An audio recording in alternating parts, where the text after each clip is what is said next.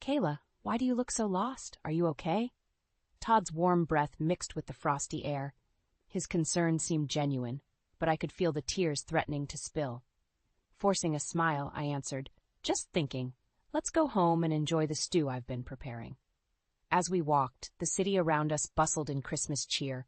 The streets were lined with twinkling lights and families enjoying the season. I clung to Todd's arm, dreading the evening ahead. Our apartment, though small, was cozy and warm. Todd shrugged off his coat and tossed it over the couch, then headed straight for the kitchen. He lifted the lid on the stew pot, inhaling deeply. "Smells good," he remarked, but his smile didn't reach his eyes. I nodded, placing freshly baked bread on the table. We sat down to eat, but the tension in the room was palpable. Todd's initial warmth had faded, replaced by a cold demeanor I recognized all too well. I focused on my bowl, hoping we could get through the meal without incident. "Did you see that new couple moving in next door?" Todd asked abruptly. Caught off guard, I nodded again. "They seemed nice," I said, trying to sound casual. "Seem nice?" Todd's voice hardened. "You talked to them without telling me first?" "I just said hello, Todd. It wasn't a big deal." I kept my voice calm, my hands nervously gripping my spoon. "It is a big deal. I told you to always tell me when you talk to people." He glared at me, and I felt a familiar chill creep in. His control over me had grown stronger over the years. I used to believe his intentions were protective, born out of love. But now, sitting across from him, I saw the truth, an illusion of perfection masking a man who thrived on power and control. After dinner, Todd retreated to the living room, leaving me to clean up. I could hear the TV blaring in the background, but I stayed in the kitchen, scrubbing dishes with a focus that helped numb my thoughts. The water was scalding, but I welcomed the pain. It was a distraction. "Kayla!" Todd's voice cut through my trance. I quickly dried my hands and walked into the living room. He was on the couch, remote in hand, eyes glued to the screen. "Yes?" I asked softly. "Bring me a beer." I headed to the fridge, grabbed a can, and handed it to him. He didn't look at me. His focus was solely on the game. I stood there for a moment, waiting for some acknowledgement, some sign that he saw me. But nothing came. I was invisible to him, a mere shadow in the background of his life. Finding my voice, I said, "I'm going to bed, Todd." He grunted in response, and I turned away, heading to our bedroom. As I lay in the dark, memories of happier times bubbled up. Nana's comforting words, her wisdom about finding happiness beyond the darkness. I clung to those memories tightly, using them as a shield against the creeping despair. With Nana's words echoing in my mind, I made a silent vow. Somehow, I would find my happiness. I wouldn't let this cold, controlling life define me. As I drifted off to sleep, the city's twinkling lights were now a distant memory, replaced by the suffocating walls of our apartment and the man who trapped me within them. Little did Todd know his grip was not as strong as he thought. And one day, he would learn that the hard way. "No hot sauce? Seriously, Kayla? You can't even handle a simple grocery list." Todd's voice boomed through our small apartment, his face flushed with anger. I flinched, trying to keep my composure. "I'm sorry, Todd, I must have forgotten. I'll get it tomorrow." "Forget it. You always forget. What's the point of you if you can't do anything right?" His words stung, each one a jab at my already bruised spirit. I nodded silently, refusing to let him see how his words cut me. Instead, I busied myself setting the table for breakfast. Todd stormed out of the kitchen, his footsteps heavy on the wooden floor. As I poured the coffee, Nana's voice echoed in my head, her comforting presence always a source of strength. "You'll face struggles, but you'll find happiness beyond the darkness." I wished she was here now. I could almost see her sitting at the small round table, her kind eyes filled with wisdom. But those days were gone, and I was left to navigate this overwhelming loneliness. Todd's job kept him out of the apartment during the day, which was my only solace. I planned to visit Nana today, hoping her familiar scent of lavender and old books would offer some relief. In the afternoon, I grabbed my coat and headed to Nana's house, the cold air biting at my cheeks. Her home, a small, cozy haven, welcomed me with open arms. As I stepped inside, the warmth enveloped me, and for a brief moment, I felt safe. "Kayla, there's my beautiful girl," Nana greeted me with a gentle hug. "Come, sit down, have some tea." We sat at her modest kitchen table, the steam rising from our mugs. I watched Nana as she moved around, her frail frame a stark contrast to the powerhouse of strength she embodied. "How's it going, dear?" she asked, her eyes searching mine. I hesitated. "It's been hard, Nana. Sometimes I feel so alone." Nana reached across the table, her hands gripping mine with surprising strength. "I've always told you, Kayla, you'll face struggles, but you have a fire in you. You'll find happiness. Remember that." I nodded, absorbing her words like a sponge, desperate for any bit of hope. As we talked, memories of my childhood flooded back. Sundays spent baking cookies with Nana, her laughter filling the air. She was my rock, the one constant in a world spinning out of control. After a long afternoon of sharing stories and sipping tea, I felt lighter somehow. Nana's unwavering belief in me sparked a glimmer of hope. I hugged her tightly before leaving, her soft voice a whisper in my ear. "Stay strong, Kayla. Better days are coming." Back at the apartment, the coldness hit me as soon as I stepped inside. Todd was sprawled on the couch, a beer in his hand, eyes glued to the TV screen. "Where have you been?"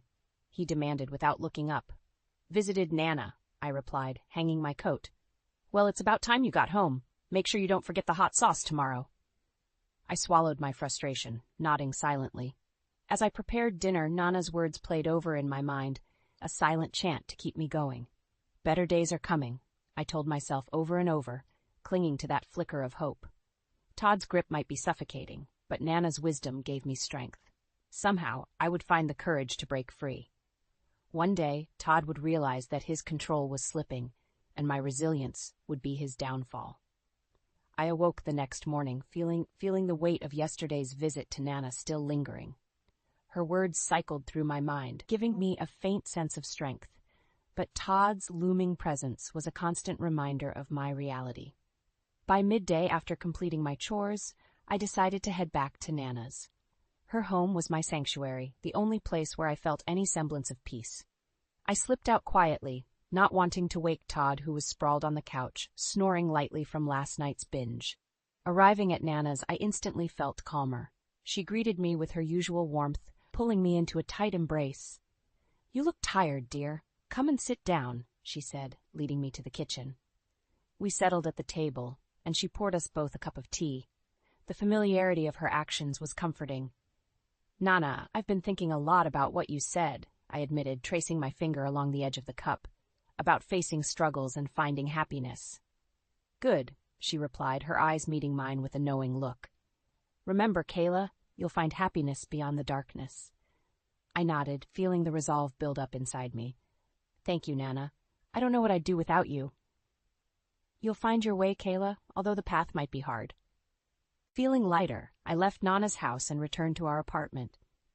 The weight of Todd's presence hit me immediately upon entering. He was awake now, sitting at the table with a scowl etched on his face. "What took you so long?" he demanded, his eyes narrowing. "I was visiting Nana again," I explained, setting my bag down. "You're always running off there.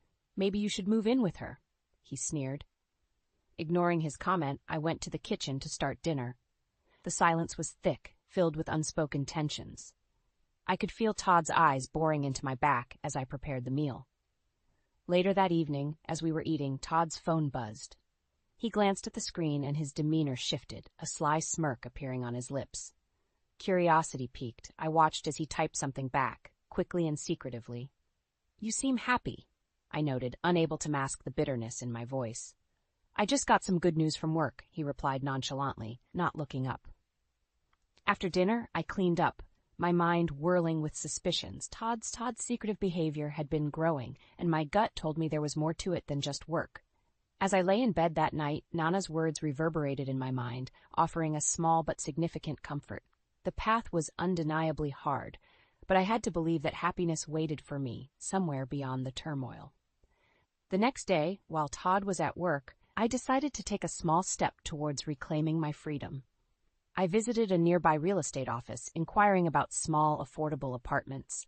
I didn't make any commitments, but gathering information was the first step towards my eventual escape. Returning home later that day, I felt a mixture of fear and empowerment. Todd was already back and met me with his usual chilly disposition. "Where have you been?" he snapped, his tone accusatory. "Just running errands," I replied casually, refusing to meet his gaze. His eyes scanned my face, searching for any hint of defiance. Finding none, he retreated to his usual spot on the couch. I busied myself with mundane tasks, my mind buzzing with the possibilities that stretched ahead. Nana's words continued to echo in my mind, a beacon guiding me through the darkness. I wasn't sure how or when, but I knew that one day I would break free. And Todd would see just how strong I could be. The day started out normal.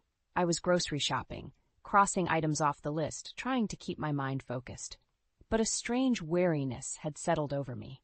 I ignored it, convincing myself it was just the stress of everything weighing me down. As I reached for a box of cereal, a dizzy spell hit me hard. My vision blurred, the sounds around me became distant. Before I could react, everything went dark. When I came to, I was in a hospital bed. The sterile smell filled my nostrils. A nurse noticed I was awake and rushed to my side. "You're at St. Mary's Hospital," she explained softly. "You fainted in the grocery store. We ran some tests." Confusion and fear churned within me. What tests? What did they find? The doctor walked in, carrying a clipboard. His expression was serious. "Mrs. Smith, I'm Dr. Martin. We need to discuss your results." My heart pounded. "What's wrong with me?" Dr. Martin took a deep breath. "Your blood work revealed an infection. It's an STD, Mrs. Smith, chlamydia." I stared at him, my world collapsing. "That's impossible. I've only been with my husband." Dr. Martin looked at me with a mix of pity and concern. "This type of infection typically spreads through sexual contact. It's important you inform your partner and seek treatment." Numbness washed over me as Dr. Martin continued talking, but his words became a distant echo. Todd. He had to be the source. I couldn't believe he betrayed me like this. Back at the apartment, Todd was sitting on the couch, half watching TV. I stormed in, my anger boiling over. "Todd, we need to talk," I said, my voice shaking. He barely glanced at me. "What now, Kayla?" I took a deep breath, my hands trembling. "I've never been with anyone else, Todd. Who did you give this to me from?" Todd's head snapped up, his face turning pale. "What are you talking about?" "The doctor found an STD, Todd," I said, my voice cracking. "Chlamydia. Who else have you been sleeping with?" He stood up, his eyes blazing. "Are you accusing me of something?" "Who else would it be?" I shouted back. "I've only ever been with you. You did this to me." For a moment, Todd looked like he was going to deny it, but then his expression shifted to something colder. "You know what, Kayla? Maybe if you weren't so useless at home, I wouldn't have needed someone else." The room spun around me. His words cut deeper than any knife. My legs gave out, and I sank to the floor, tears streaming down my face. You betrayed me," I whispered. Todd scoffed. "Get over it. It's not the end of the world." But to me it felt like it was. Any hope I had clung to was shattered. The dream of a family, children, and a life full of love was obliterated in an instant. "Get out of my sight," he spat, storming out of the room. I was left alone in the cold, empty apartment, my body racked with sobs. Nana's voice echoed softly in my mind, offering a small, fragile comfort amidst the tumult. "Stay strong, Kayla. Better days are coming." As broken as I felt, a new resolve settled in my heart. Todd had taken much from me, but he wouldn't take my hope. One way or another I would break free from his grasp, and he would pay for every tear he forced me to shed. "I'll obey you, Todd, but remember, you asked for this," I whispered, my voice barely audible over the kettle whistling on the stove. Todd paid no attention to my words, lost in his phone, his face illuminated by the screen's blue light. He smirked and shrugged, barely looking up. "Good girl." Inside, I seethed with a mixture of rage and determination. His casual dismissal only fueled my drive. That night, as he slept peacefully, I quietly slipped out of bed and headed to the closet. I pulled down an old suitcase and began packing the essentials. I made sure to be quiet, each rustle of fabric sounding deafening in the silence of the night. The next few days, I tread carefully, making sure not to alert Todd to my plans. I stashed money away, small amounts here and there, enough to get me started once I left. I contacted a few friends I could trust, securing a place to crash temporarily. Every interaction with Todd became an act. My compliance was strategic. My silence was a weapon. It was all part of a plan he never saw coming. "Did you remember the groceries?" Todd asked one evening, not looking up from his dinner. "Yes, I picked everything up," I replied, handing him the receipt without a second thought. "Good," he muttered, his attention completely on the TV. His complacency disgusted me, but it also worked in my favor. That weekend, Todd had a work event he couldn't get out of. He left the apartment early, suited up and ready to impress. I watched from the window as his car pulled away. As soon as he was out of sight, I sprang into action. I pulled out the hidden suitcase from under the bed and added the final items. I grabbed the envelope of cash I had stashed behind a loose brick in the wall. Every move was made with precision, every step a part of my silent resolve. I had already secured a temporary place with my friend Jenny, who had been more than supportive when I confided in her. "You can stay as long as you need," she had assured me over the phone, her voice calm and steady. With everything packed, I took a final look around the apartment. This place had held so much promise once. Now it was just a cage, suffocating and cold. My eyes landed on a photo of Todd and me from happier times. I picked it up, feeling the weight of lost dreams in my hands. Then, with a deep breath, I set it down gently on the coffee table and walked out the door. As I locked the door behind me, I felt a strange mixture of fear and relief. Fear of the unknown and relief from the oppressive life I was leaving behind. I hurried to meet the cab waiting for me at the entrance of our building. As we sped away, I couldn't help but glance back one last time. The building shrank from view, and with it, the remnants of my life with Todd. Arriving at Jenny's place, she greeted me with a warm hug. "You're safe here," she reassured me. For the first time in what felt like forever, I allowed myself to believe her. As I settled into the guest room, Nana's words echoed in my mind. "Stay strong, Kayla. Better days are coming."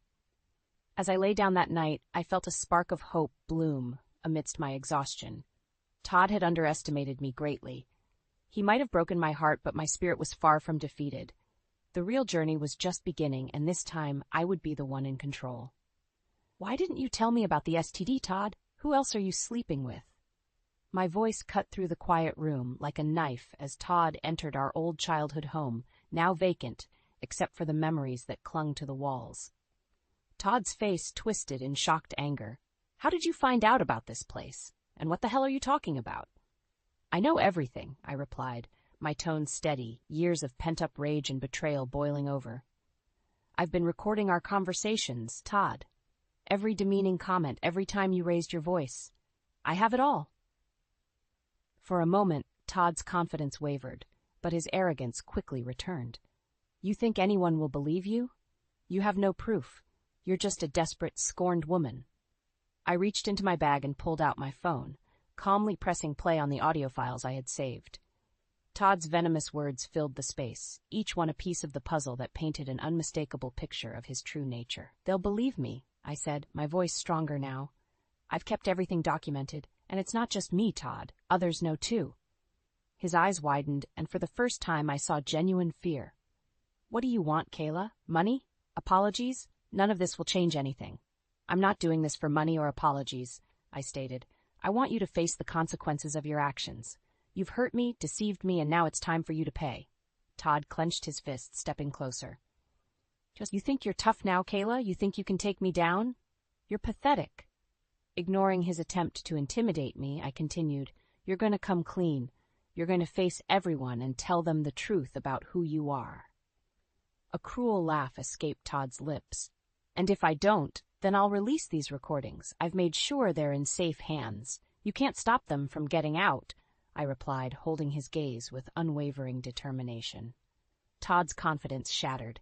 He paced back and forth, running a hand through his hair. "You're bluffing." "Try me," I challenged. "We both know what's at stake."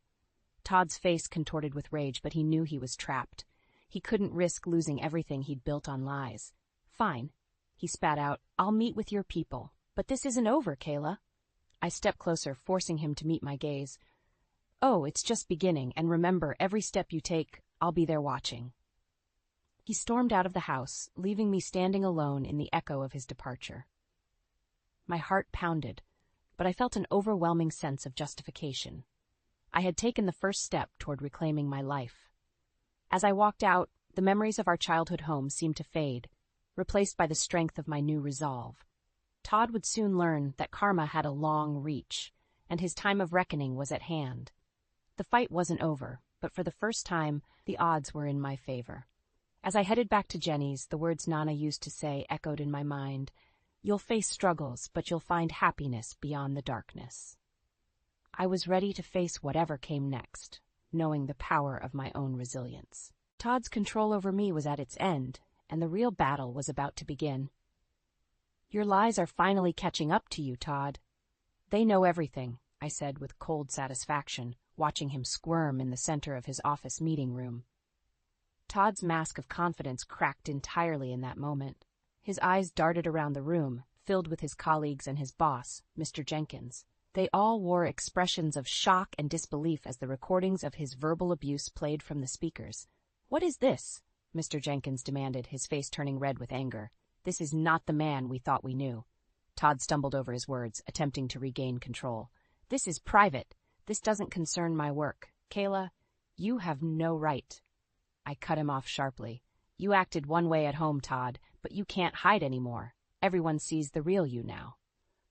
Sarah, one of Todd's close colleagues, stood up, her voice trembling with anger. "How could you, Todd? We trusted you. We thought you were one of us, but you've been living a lie." Todd's eyes narrowed, his attempts to gather sympathy faltering. "Sarah, you don't understand. This is all her doing. She's trying to ruin me." Mr. Jenkins raised a hand to silence Todd. "I think we've heard enough from you, Todd. Your behavior is absolutely unacceptable." "Kayla, thank you for bringing this to our attention." I nodded, my eyes never leaving Todd. "I'm not doing this out of spite.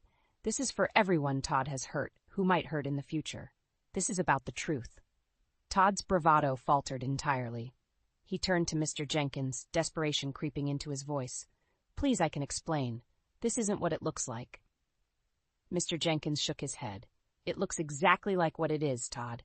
You're suspended, effective immediately. We will review this thoroughly, but expect a termination, and legal charges might follow."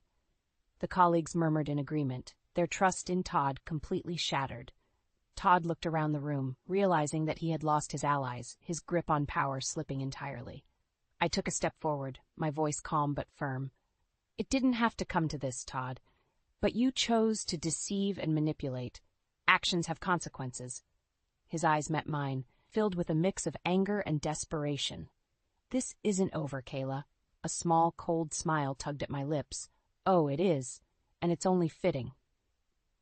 I walked out of the meeting room, feeling their eyes on me, but more importantly, feeling a weight lift off my shoulders. Todd's reign of terror was crumbling, and justice was on the horizon. As I exited the building, the fresh air hit my face, and I took a deep, liberating breath. My phone buzzed, a message from Jenny. "How did it go?" I replied simply, "It's done." Nana's words came back to me once again, a comforting reminder of the path I had taken to get here. I knew there were still battles to fight, but the biggest one had just been won. Todd would face the fallout of his actions, and I would no longer be a victim. I walked away from that chapter of my life, feeling stronger and more resolved than ever. As I headed home, my new life, free from Todd's shadow, began to take shape. Better days were indeed coming, and I was ready to embrace every single one of them. I stood by the window, watching the snow gently blanket the streets outside. Christmas lights adorned the houses, casting a soft, inviting glow. The sounds of laughter and festive cheer floated through the air, filling me with warmth. Ethan stepped into the room, holding our daughter Emma in his arms. Her eyes sparkled with excitement as she pointed to the lights outside. "Look, Mommy, it's so pretty," I smiled, reaching out to stroke her hair. "Yes, Emma, it really is." Ethan placed Emma down, and she ran off to marvel at the Christmas tree. He came over and slipped an arm around my waist. "You okay?" he asked gently, his voice full of concern and love. "Better than okay," I replied, leaning into him. I never believed Nana when she said happiness would find me after the struggle, but here we are. Ethan kissed my forehead, a reassuring gesture that grounded me. "You've been through a lot, Kayla. I'm proud of you." The past year had been transformative. Todd's reputation had taken a massive hit, and he faced legal consequences for his actions. Meanwhile, I had built a new life with Ethan, whose kindness and love had healed so many of my wounds. Emma's laughter filled the room as she decorated the tree with sparkly ornaments.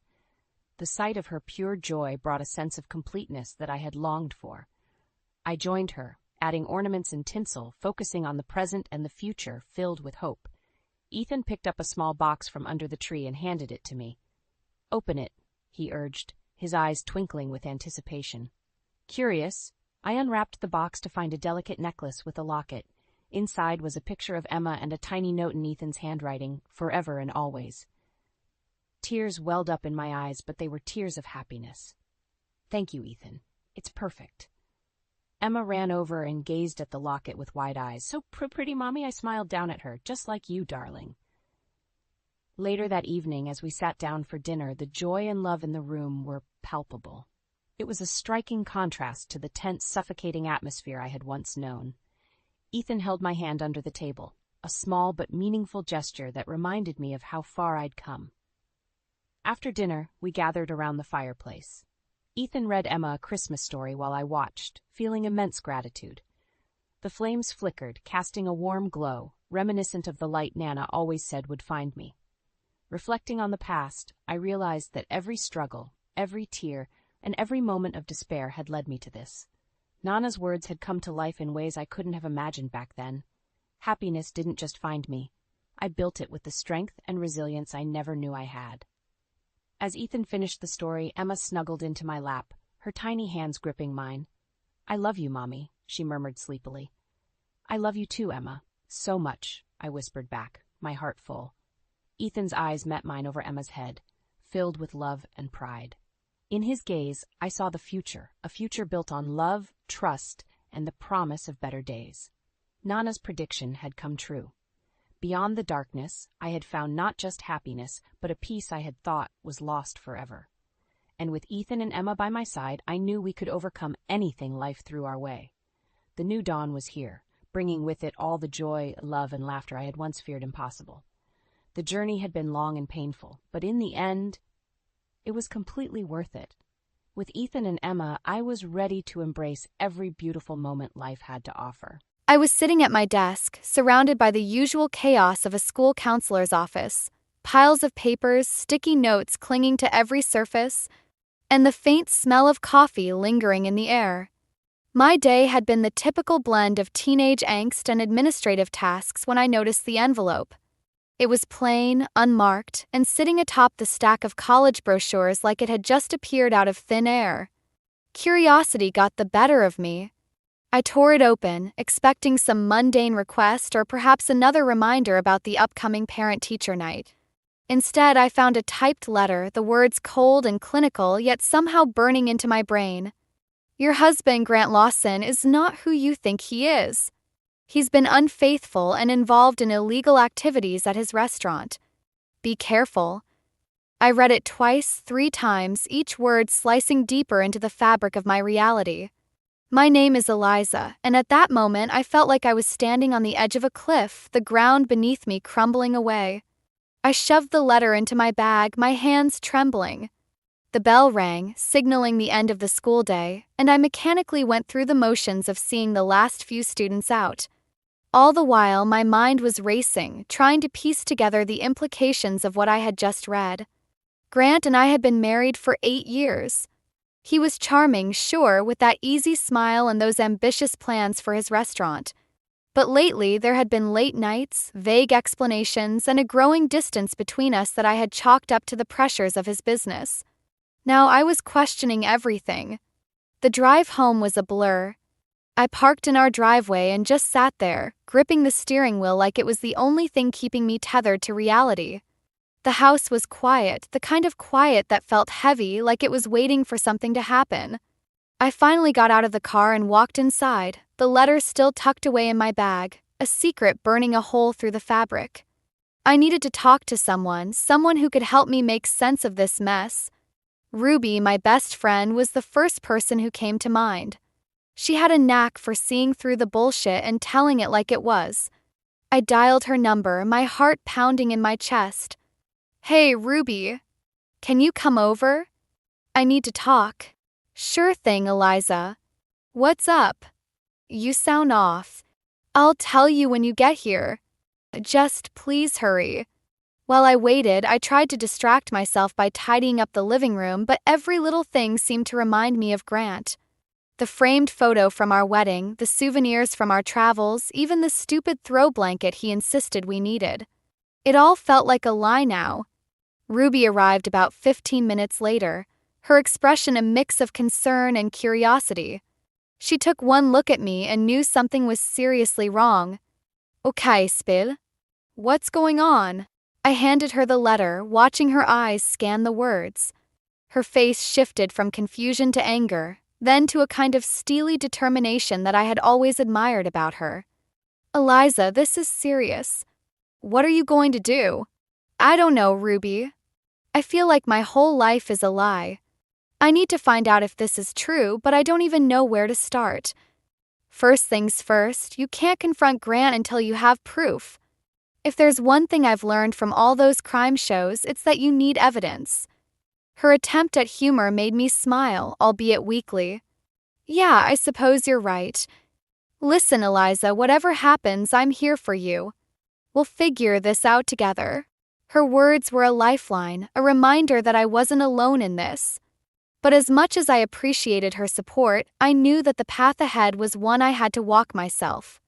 I had to dig deeper, find the truth, and decide what to do with it. As Ruby left, my mind was already racing with possibilities. Who sent the letter? Why now? And most importantly, how much of it was true? I didn't have the answers yet, but I was determined to find them. The evening stretched on, each tick of the clock a reminder of the confrontation that loomed ahead. I knew I couldn't ignore this, couldn't pretend everything was fine. Not anymore. I lay in bed that night, staring at the ceiling, the letter's words echoing in my mind. I knew this was just the beginning, that the truth was out there waiting to be uncovered. And I was going to find it, no matter what it took. The next morning, I woke up with a sense of dread hanging over me like a storm cloud.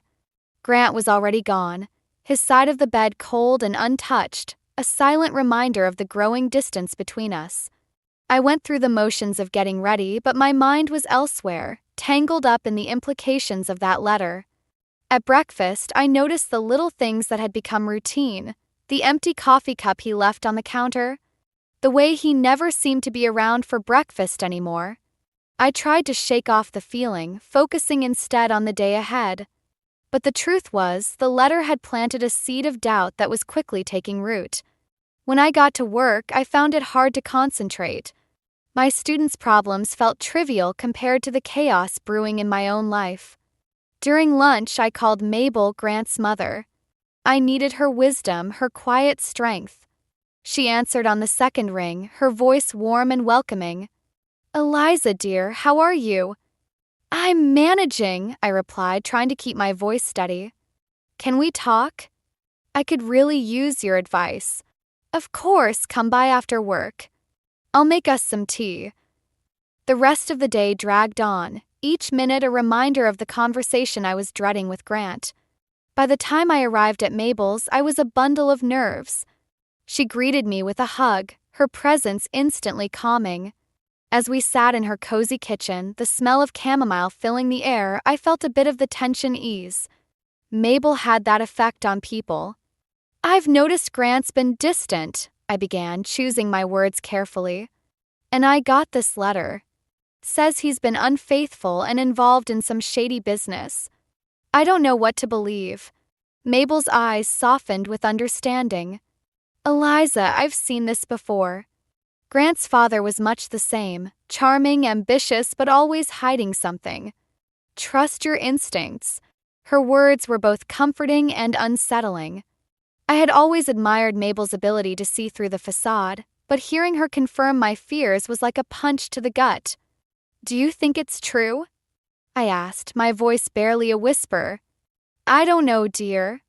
But I do know that secrets have a way of coming out. You need to be prepared for whatever you find. Her advice echoed in my mind as I drove home. The house was empty, Grant still at the restaurant, or so he said. I sat on the couch, my thoughts a tangled mess, when Ruby called. Hey, how are you holding up? She asked, her voice a lifeline. I'm okay, I think. I talked to Mabel. She told me to trust my instincts. Smart woman. So, what's your next move? I need to confront him, but I want to be sure first. I need proof. Then let's get you some. I know a guy, Sam Brooks, a private investigator. He's discreet and good at what he does. I hesitated, the idea of spying on Grant feeling both necessary and invasive. But the need for answers outweighed my reservations. Okay, let's do it. The decision felt like a weight lifted off my shoulders, a step toward clarity in the fog of uncertainty. That evening, when Grant finally came home, I watched him closely, searching for signs of guilt in his easy smile and charming demeanor. "How was your day?" he asked, casually, as if everything was perfectly normal. "Busy, you know how it is," I replied, keeping my tone light, pretending I didn't notice the way he avoided eye contact. As we sat down for dinner, the silence between us was deafening. I wanted to scream, to demand answers, but instead I played along, letting the charade continue for just a little longer. Later, as I lay in bed, Grant asleep beside me, I couldn't help but wonder how well I truly knew the man I had married. Thought was both terrifying and liberating, pushing me further down this path of discovery. The next few days passed in a blur of routine and subterfuge. I met with Sam, who promised to dig into Grant's affairs discreetly. Each day, I juggled the demands of my job with the growing tension at home, the uncertainty gnawing at me like a persistent itch. And then, just when I thought I was beginning to understand the scope of my situation, Mabel called with a revelation that sent my mind spinning. "Eliza, there's something you should know. Grant's father, he had another family. I didn't find out until it was too late.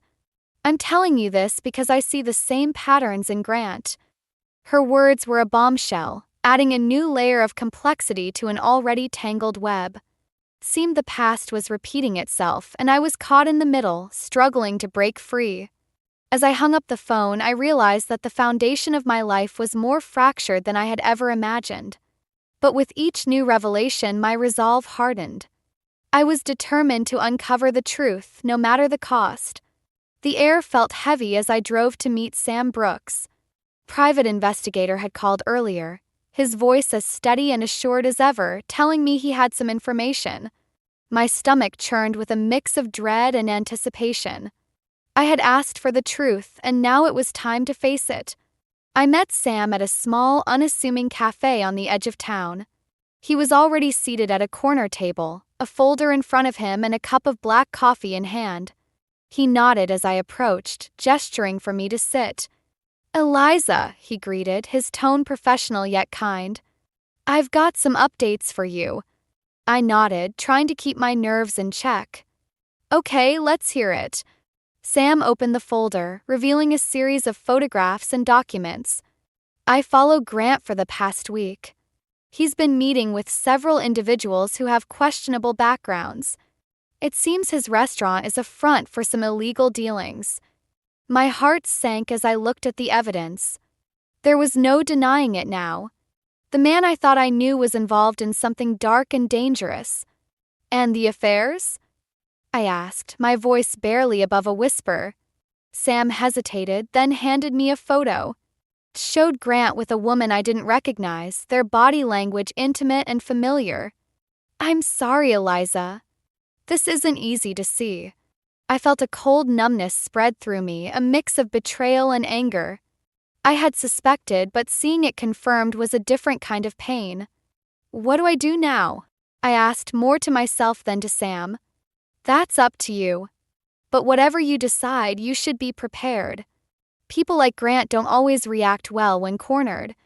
I nodded, my mind racing. I needed to confront Grant, but I also needed to protect myself. And there was the matter of Mabel's revelation about Grant's father. It was all too much, yet I couldn't ignore it. As I left the cafe, the weight of the truth settled on my shoulders. I drove home, the photographs and documents burning a hole in my bag, a constant reminder of the storm brewing in my life. When I got home, Grant was there, sitting on the couch, his expression unreadable. Tension in the room was palpable as I walked in, my resolve hardening with each step. "Eliza, we need to talk," he said, his voice calm but with an edge of something I couldn't quite place. "Yeah, we do," I replied, setting my bag down with a deliberate thud. He looked at me, his eyes searching mine for a clue to my thoughts. "I've been meaning to tell you about some changes at the restaurant," he began, his words careful and measured. "Changes? Is that what you call it?" I shot back, unable to keep the bitterness from my voice. He flinched, a crack in his calm facade. "What do you mean?" I took a deep breath, pulling out the photos and documents, laying them on the table between us. "I know, Grant. I know about the affairs, the illegal activities. Everything." His face paled, his eyes darting to the evidence, then back to me. "Eliza, I can explain." "Explain? You've been lying to me, to everyone. How can you possibly explain this?" His charm faltered, replaced by a desperation I hadn't seen before. "I was trying to fix things, to make something of myself. It just got out of hand." "Out of hand?" I repeated, incredulous.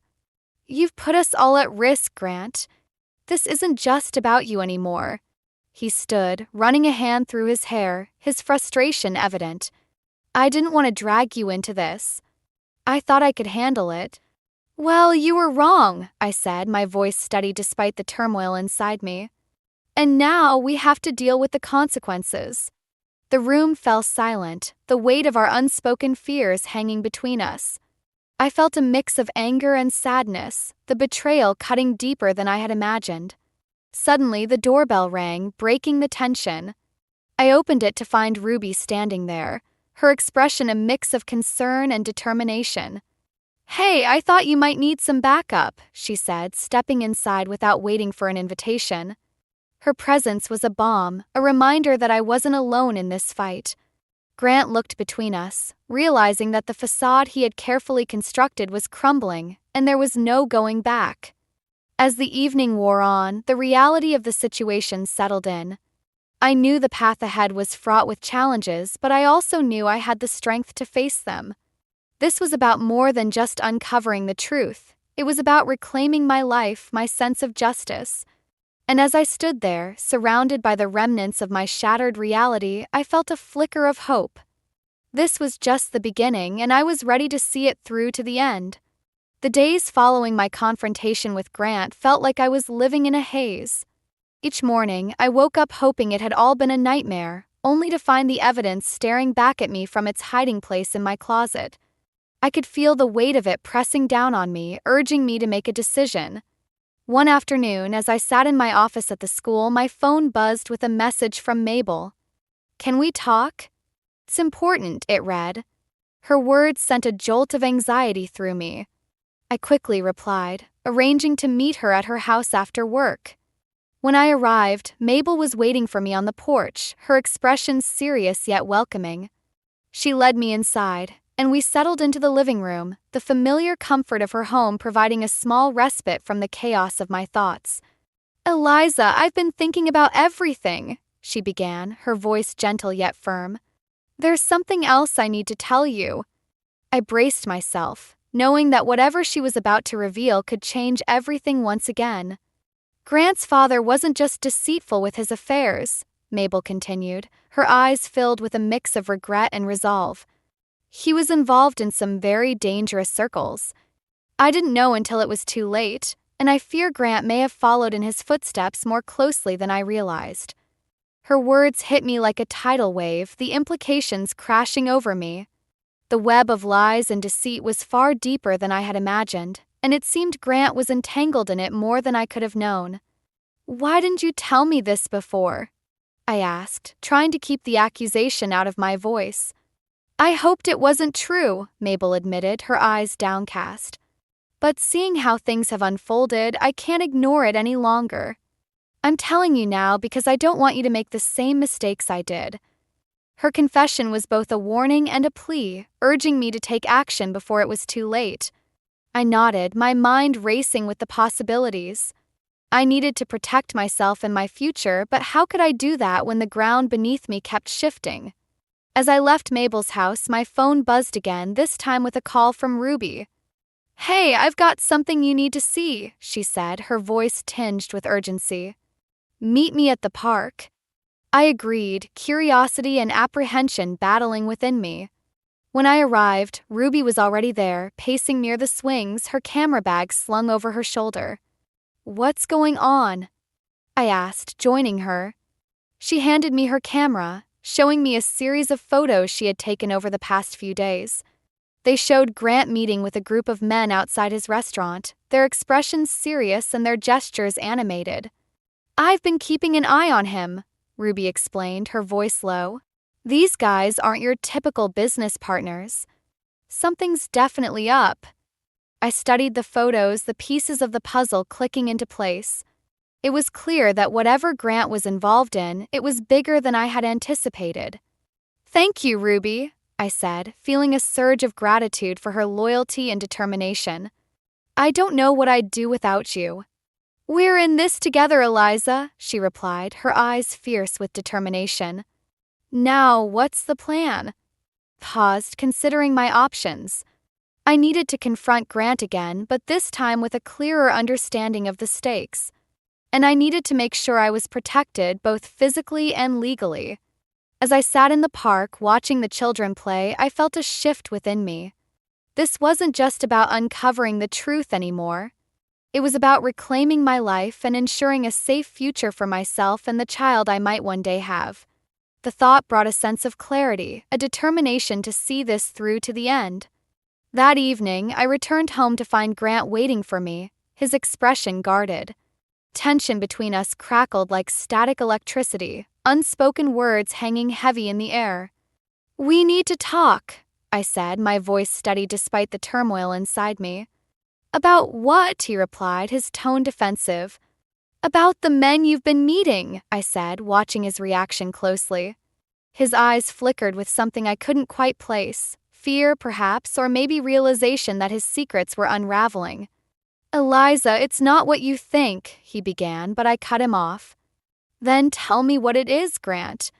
Because from where I'm standing, it looks like you're in way over your head." He hesitated, the silence stretching between us before finally speaking.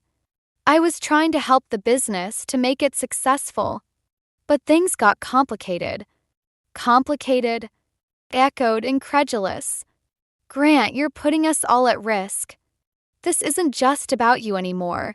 Power dynamics between us had shifted, and for the first time I saw a glimpse of vulnerability in his eyes.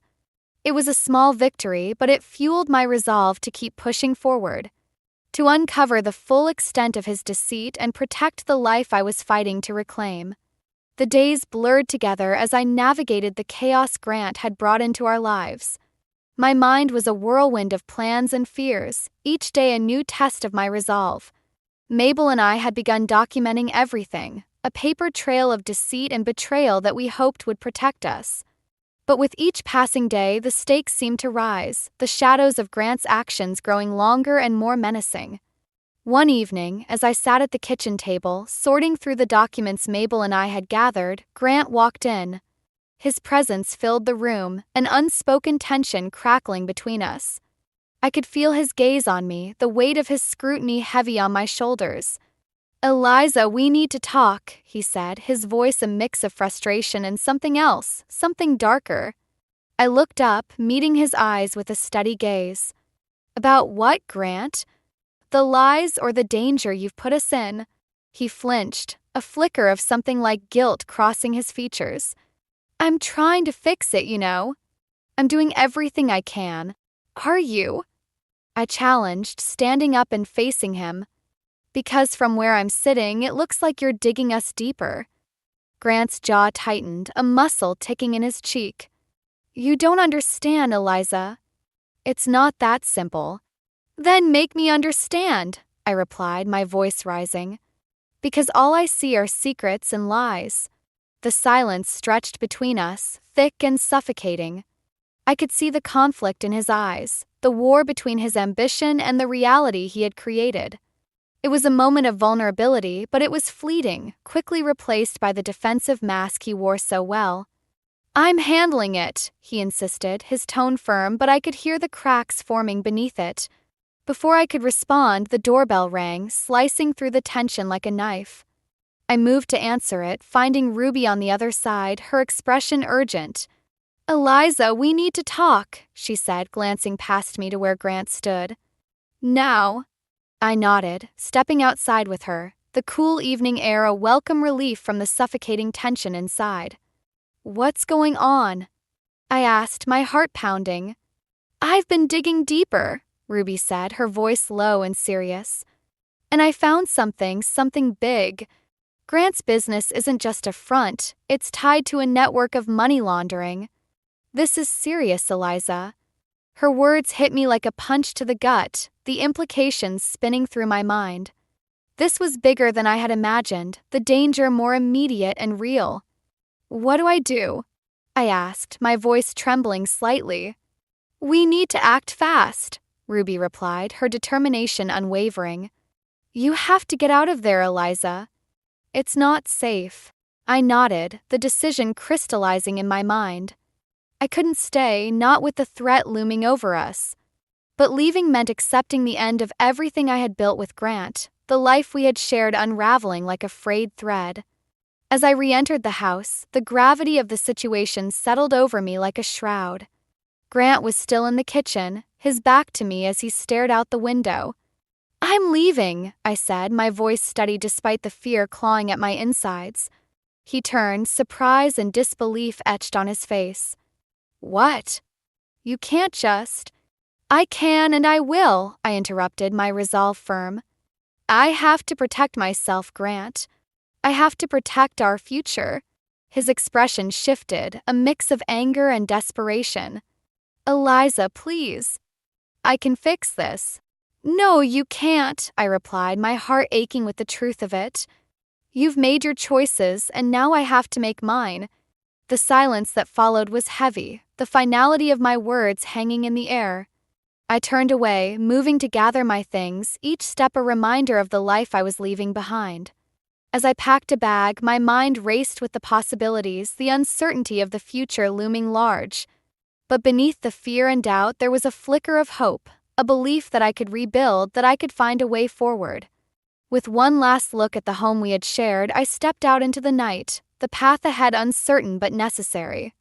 This was about more than revenge or justice. It was about reclaiming my life, my sense of self, and forging a new path in the face of betrayal.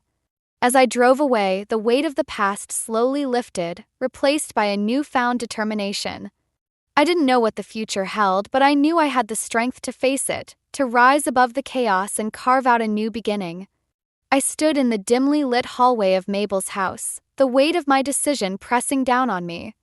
I had left Grant and everything that tied me to him, but the sense of relief I'd hoped for hadn't come. Instead, I felt adrift, the future an uncertain blur. Mabel sat across from me, her presence a comforting constant in the chaos. You did the right thing, Eliza, she said softly, her voice a balm to my frayed nerves. I know, I replied, trying to believe it, but doubt lingered like a shadow. It's just, what now? We keep moving forward, Mabel said, her resolve unwavering. We protect what's left and rebuild. Her words were reassuring, but the path ahead seemed impossibly daunting. As if sensing my hesitation, Mabel reached for my hand, her grip firm and grounding. Before I could respond, my phone buzzed with a message from Sam Brooks. Need to see you. Urgent. The words sent a shiver of apprehension through me. I nodded to Mabel and left to meet him, my mind racing with possibilities. Sam was waiting at the cafe, his expression serious. Eliza, I've uncovered more about Grant's dealings, he said without preamble. It's worse than we thought. He's deeper into this network than anyone realized. The news hit me like a physical blow, the implications spiraling through my mind. What does that mean? I asked, my voice barely steady. It means you're in more danger than we anticipated. These people don't take kindly to loose ends, Sam explained, his tone grave. I felt the room spin, the walls closing in. The life I'd known was slipping away, replaced by a nightmare I couldn't wake from. What do I do? I asked, desperation creeping into my voice. You need to lie low, stay out of sight until things settle, Sam advised. And be prepared for anything. I nodded, the reality of my situation settling over me like a shroud. I was in over my head, and the way out seemed impossibly far. As I left the cafe, Ruby called, her voice a lifeline in the storm.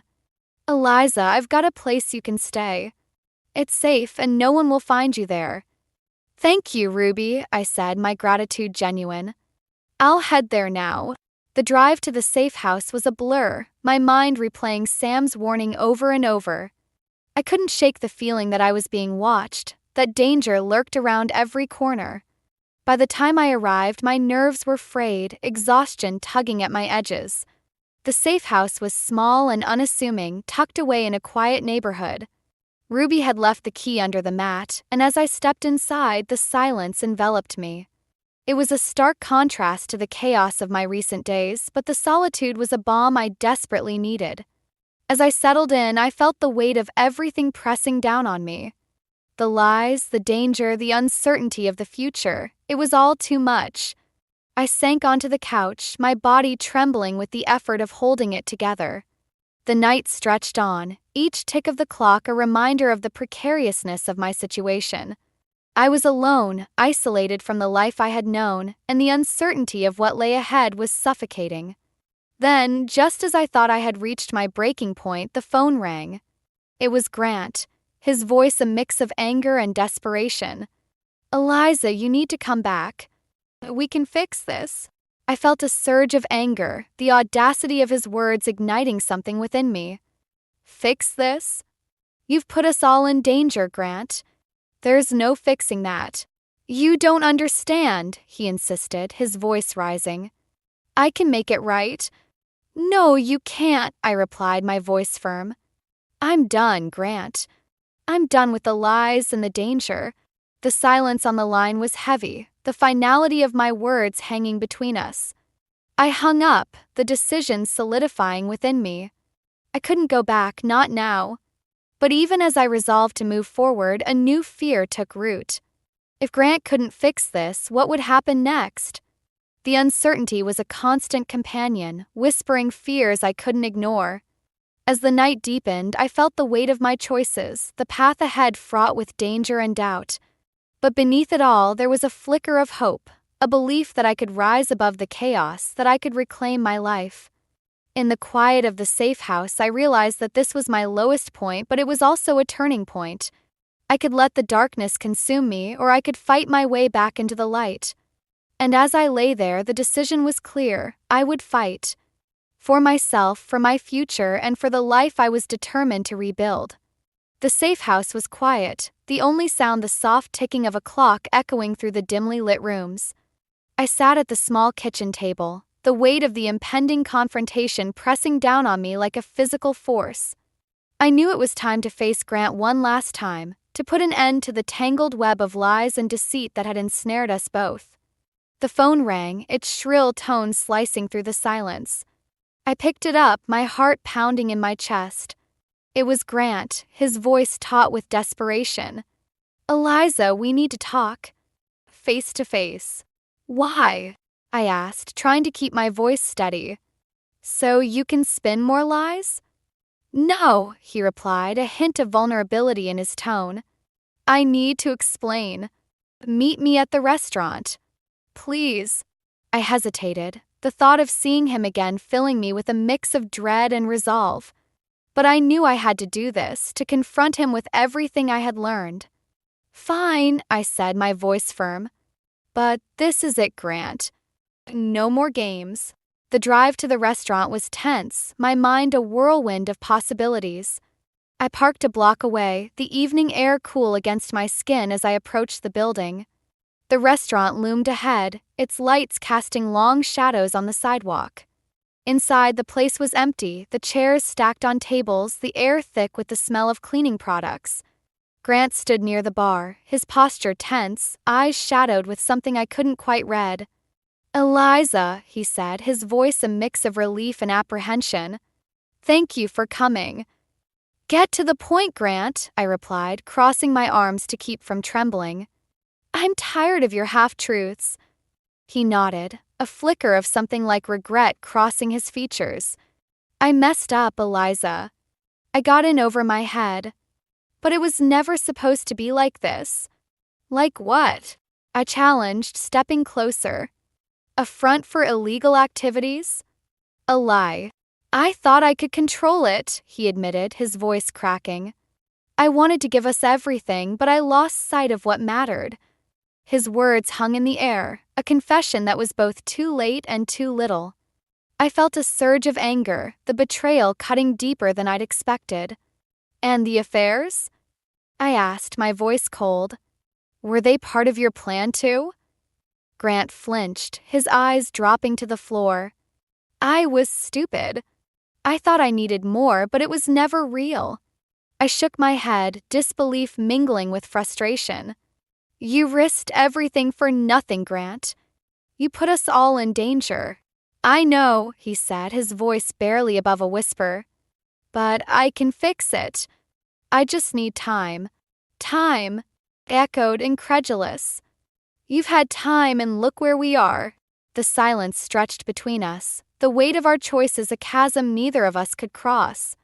I could see the desperation in his eyes, the fear of losing everything he'd built, but it was too late for that now.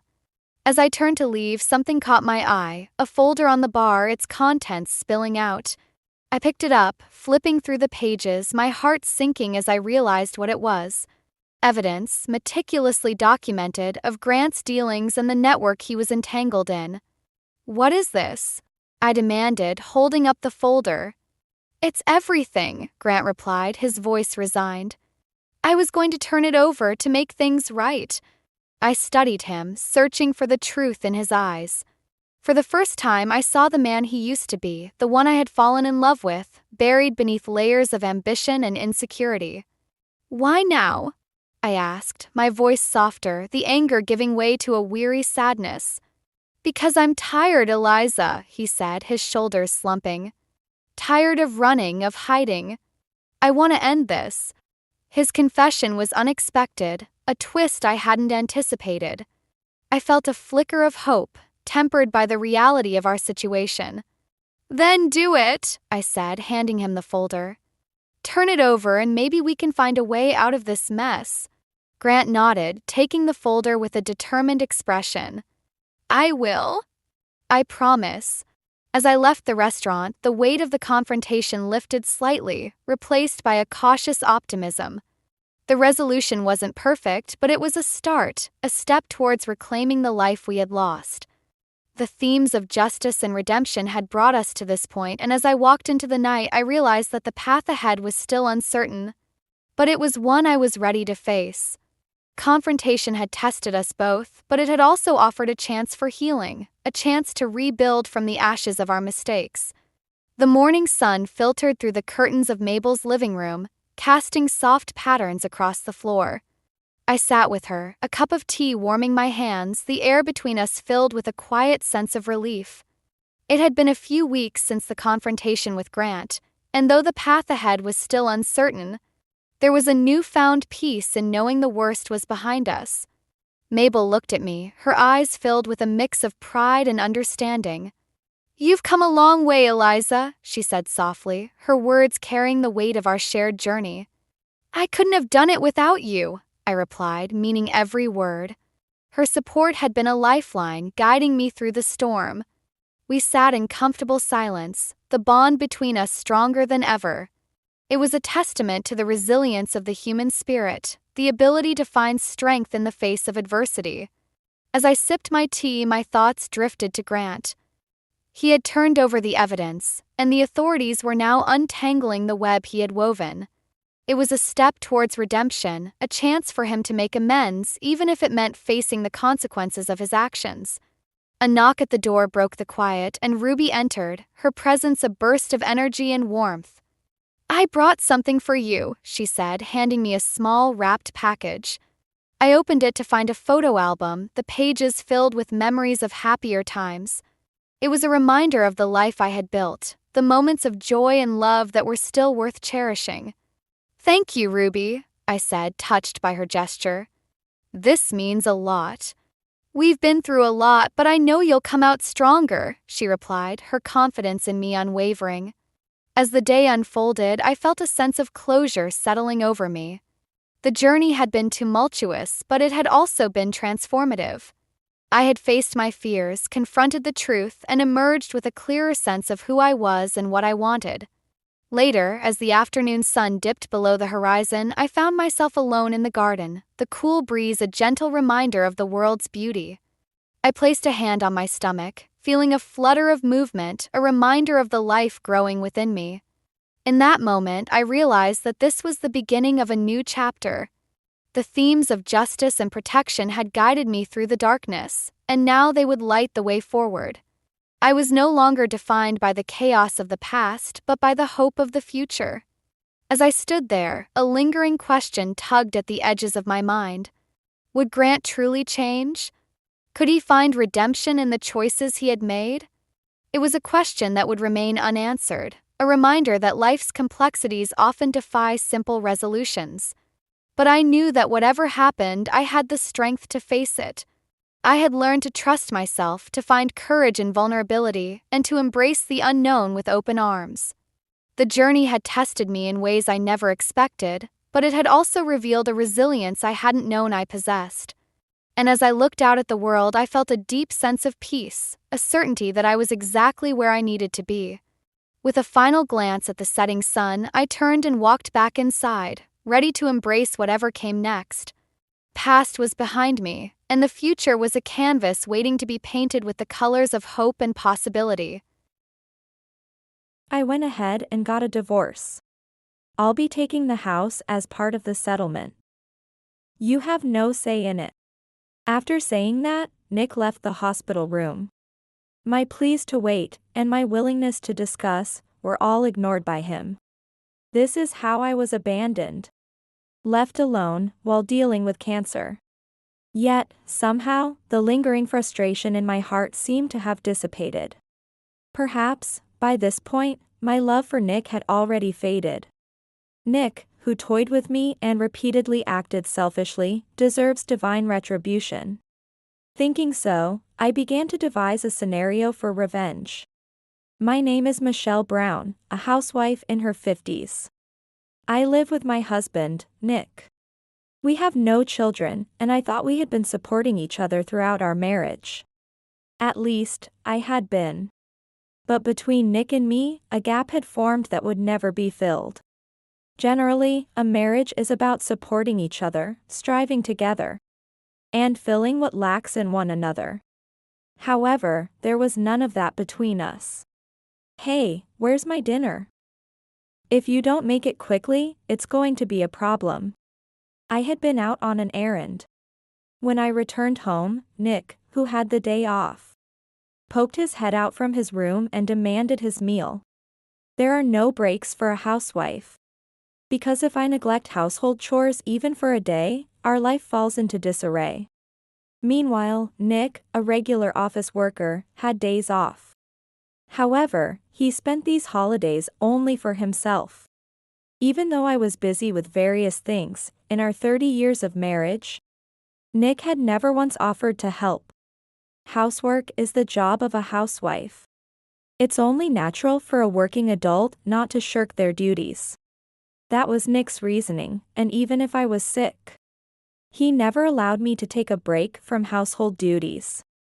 Sometimes, I was so sick that it was hard even to get up. Yet, when it was time to eat, Nick would come to my room and insist, make the meal. He never showed any intention of caring for me when I was ill. On the contrary, I have plans with friends, he would say, and leave the house alone, returning late at night, drunk. Marriage is about supporting each other, that's why I married Nick. However, Nick and I had vastly different views of marriage. I tried various things to bridge this difference when we were newly married. But no matter how much I tried to talk, Nick never admitted he might be wrong and harshly scolded me, saying, "Don't complain when you're just a housewife." My love for Nick had long since faded. It's not that I was thinking of leaning on Nick or anything like that. Just that I am human too, and there are days when I suffer. So it would be nice if he could support me a little during such times. But even that notion was not acknowledged by Nick. From the moment I realized this, the distance between Nick and me gradually widened. Eventually, I no longer felt like facing Nick, and as the days passed, even seeing his face became a burden. Our relationship had completely cooled off. I knew better than anyone that continuing this relationship would not be good. Then, a change occurred in my body. I had always been prone to illness, but this felt clearly wrong. So I contacted my father at my home, and he took me to the hospital. There, I was diagnosed with cancer. Fortunately, it was discovered early, so there was a chance for treatment. I immediately asked my father to pick up the essential belongings from our house. And I proceeded with the hospital admission procedures. Nick was at work, so I briefly messaged him that I had cancer and was going to be admitted for treatment right away. Honestly, the image of cancer treatment being difficult and a painful struggle made me extremely anxious about what lay ahead. And at that time, the person who came to mind was Nick. I thought I had fallen out of love. But perhaps, deep down, I wanted to face Nick and spend time together as a couple. Now, weakened as I was, maybe even the cold, inconsiderate Nick, who had never shown concern for me, would worry and ask, "Are you okay?" He might even offer some kind words. Even if he visited just once, that would have been enough. I wanted to see Nick's face just once. I wondered if he would struggle with daily life without me. I felt sorry now that I could no longer do the housework. However, no matter how many days I waited, Nick never showed up. My messages were read, but not a single word came back, not even a simple okay. It was as if he didn't care about me at all. Despite having cancer and being so weakened, Nick showed no signs of concern for me. This fact shook my head deeply, causing me unimaginable pain. I knew it was foolish of me to have expectations. But is it really so bad to want some concern from your husband when you are weak? Is it so unforgivable? I had no intention of being a burden to Nick. I just wanted him to worry about me, to care for me, even if just a little. Even this small selfishness was not allowed for me. I decided to stop expecting anything from Nick. Switching my thoughts, I fought against cancer desperately. As expected, the battle with the disease was agonizing. The medication surely broke down my body. And there were many nights when I was too ill to sleep at all. I often thought about stopping the treatment and just letting my deteriorating body meet its end. Every time, my parents' encouraging words, "You'll surely get better," forced me to muster my weakened will and keep going. One day, feeling ill, I was staring blankly at the ceiling in my hospital bed when the door to the room suddenly opened. My parents weren't scheduled to visit that day. So I wondered who it could be as I looked up, and there was Nick. Had he finally come to check on me, worried about how I was doing? Seeing my face, so emaciated and haggard, I worry if Nick might dislike me even more. Various thoughts raced through my mind, leaving me speechless.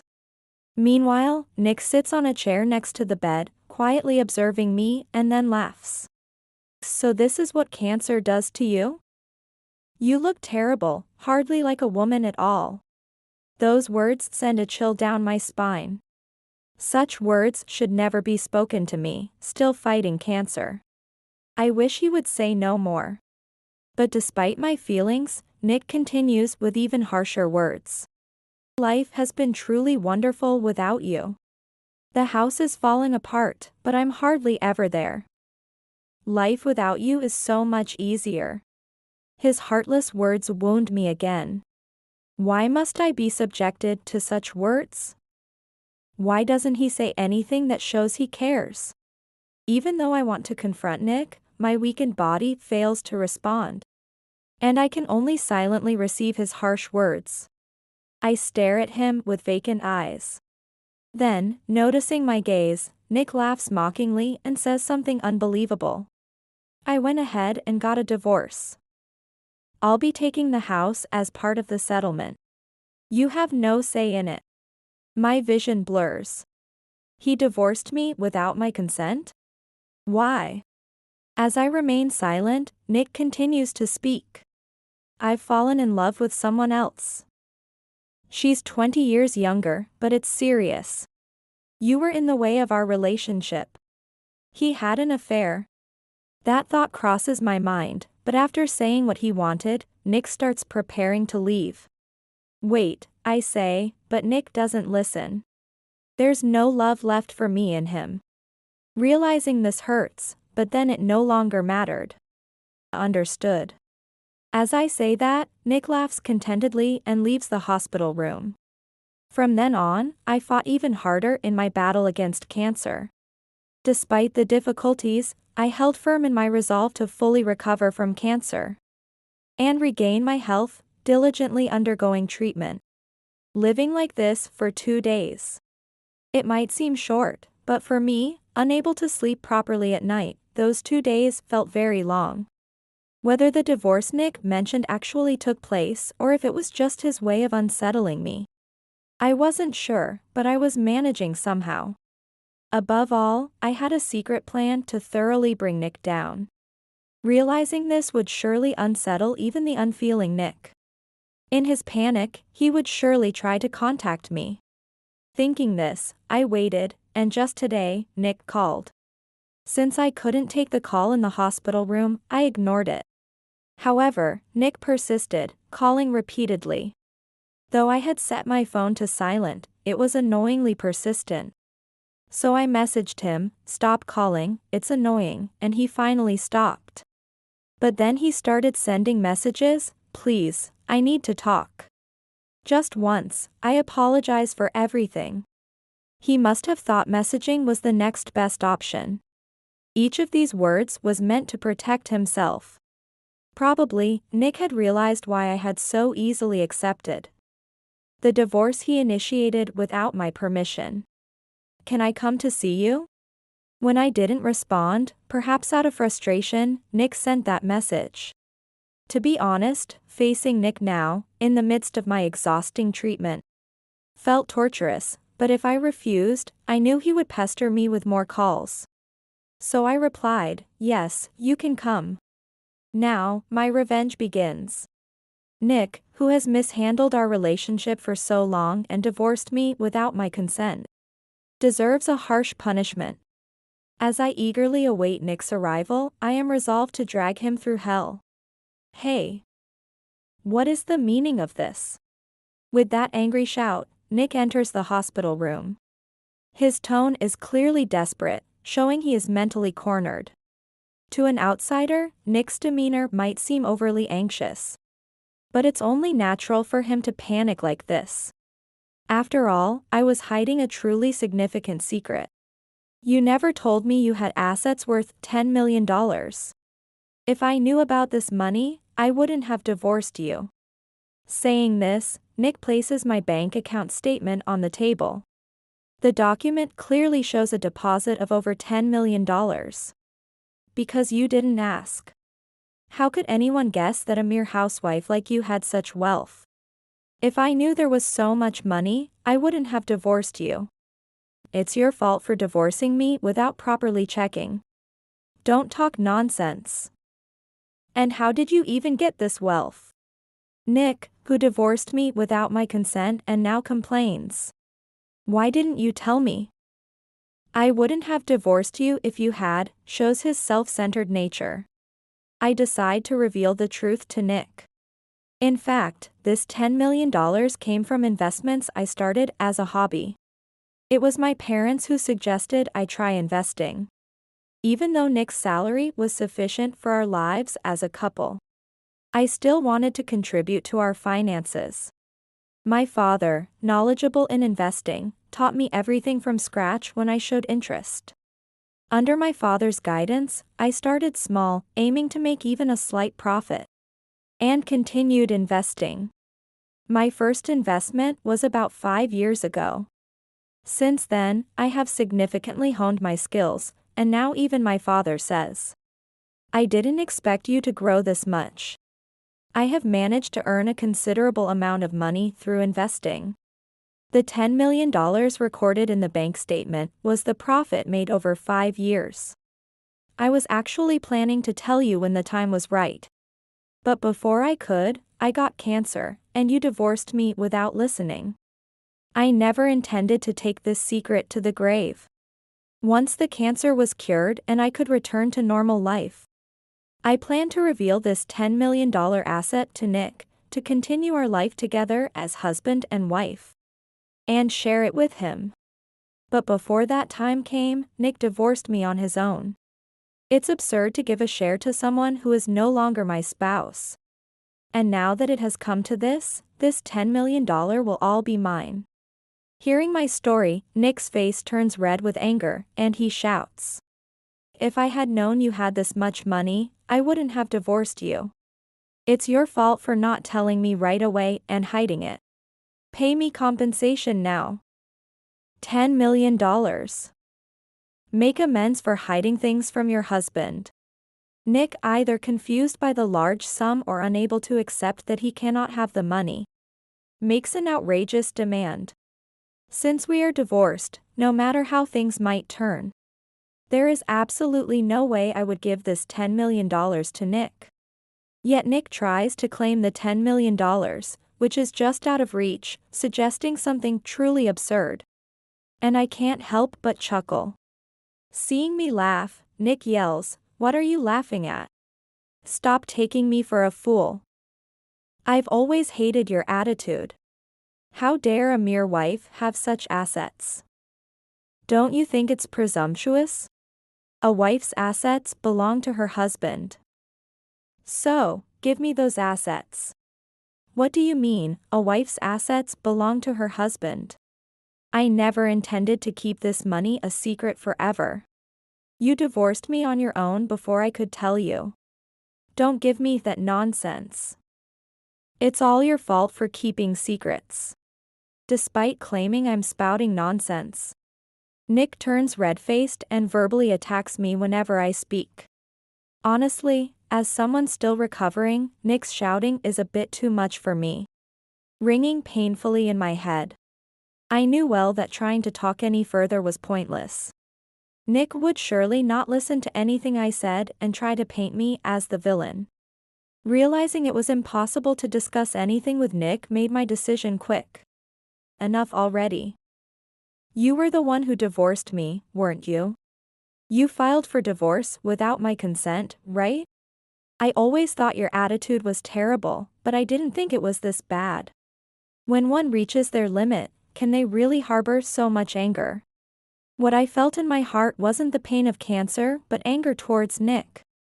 Raising my voice would undoubtedly affect my body, but more than that, the anger towards Nick, who had blamed me with all the words he could think of while shamelessly sitting beside my bed, was overwhelming. What do you think I felt when I got cancer? I thought maybe Nick would worry about me a little, maybe he'd change his heart and care for me. But what did you do? You never showed up to visit me, and when you finally came, you said you had filed for divorce and would take the house. After all that, to come and blame me when you find out I have these assets, are you joking? I've said it before, but I never intended to keep it hidden forever. I was going to tell you when the time was right. You broke that chance yourself. I had never blamed Nick like this before. I always accepted Nick's selfish actions, and still, because we were married. Because I wanted to continue as husband and wife, I never really reprimanded or got my temper. Always trying my best for Nick. I could still try because I had love for Nick. I truly loved him. But now, I have no such feelings for Nick. All that's left is incredible anger and disbelief towards Nick, who only says selfish things. How does one become such a self-centered person? What kind of upbringing leads one to become so devoid of consideration for others? I'm speechless with astonishment, but ultimately, questioning it is pointless because a person who cheats and divorces without agreement can't be thinking properly. Please, she found out you have $10 million. And said she'd divorce me if I don't bring some of it back. If I don't get the $10 million, I'll be alone. Don't you still love me? Don't you want to help someone you love? It seems the woman he cheated with also knows I have $10 million in assets. Nick must have told her. Birds of a feather flock together, it seems. From what Nick says, his mistress is quite greedy about money as well. It feels almost like it's someone else's problem. So much so that Nick's circumstances no longer matter to me.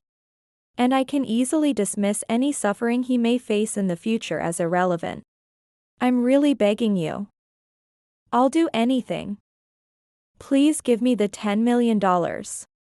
If not, I'll be in serious trouble. Please help me. Saying this, Nick kneels on the spot, asking. I had never seen Nick so desperate, and while his display seemed utterly ridiculous, it also brought a sense of disappointment and despair because he had never shown such concern for me. The more we talk, the colder my feelings towards Nick grow. I feel it's pointless to talk anymore. Continuing to deal with this rotten man will not lead to my happiness. I couldn't help but feel foolish for having suffered so much because of such a selfish man. And also for hoping that he might show up during my illness. Despite my feelings, Nick desperately pleads, please. I'm begging you. Help me. But listening to Nick's words any further was the greatest pain of all. Please leave. As I say this, Nick responds with a wheedling tone, don't say that. Even that was irritating to me now. I press the nurse call button and ask a nurse to come. I explain the situation and ask them to remove Nick, and they call security to escort him out. Please listen to me. I can't do this without you. He continued to proclaim this until the end, but I no longer listened to Nick's words. He has visited the hospital several times since, but the nurses, knowing the situation, ensure he cannot reach my room. I heard from a friend that Nick, unable to get the $10 million, was dumped by his mistress and is now single. As for me, I continued to fight cancer with determination, and recently, I finally recovered and was discharged from the hospital. Having overcome my illness, my body feels healthier than ever. And this newfound vitality feels incredibly precious. Now, I'm living a relaxed life, slowly spending the $10 million I saved up. Honestly, now at 50, I've had enough of marriage, and I'll probably end my life alone. Living out my life unattached to anyone doesn't seem so bad anymore.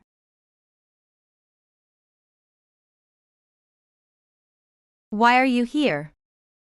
Don't tell me a high school graduate and poor person is trying to get treated by a doctor? My ex-husband chuckled to himself as if he found his own words amusing. Unmoved by his disdainful behavior, I remained calm. It's none of your business. What a cold woman you are. Just so you know, even at a university hospital, there's no cure for being a high school graduate or poor. Unable to find humor in his poor joke, I didn't laugh. Just then, I noticed a nurse rushing towards us. She waved her hand when she saw us.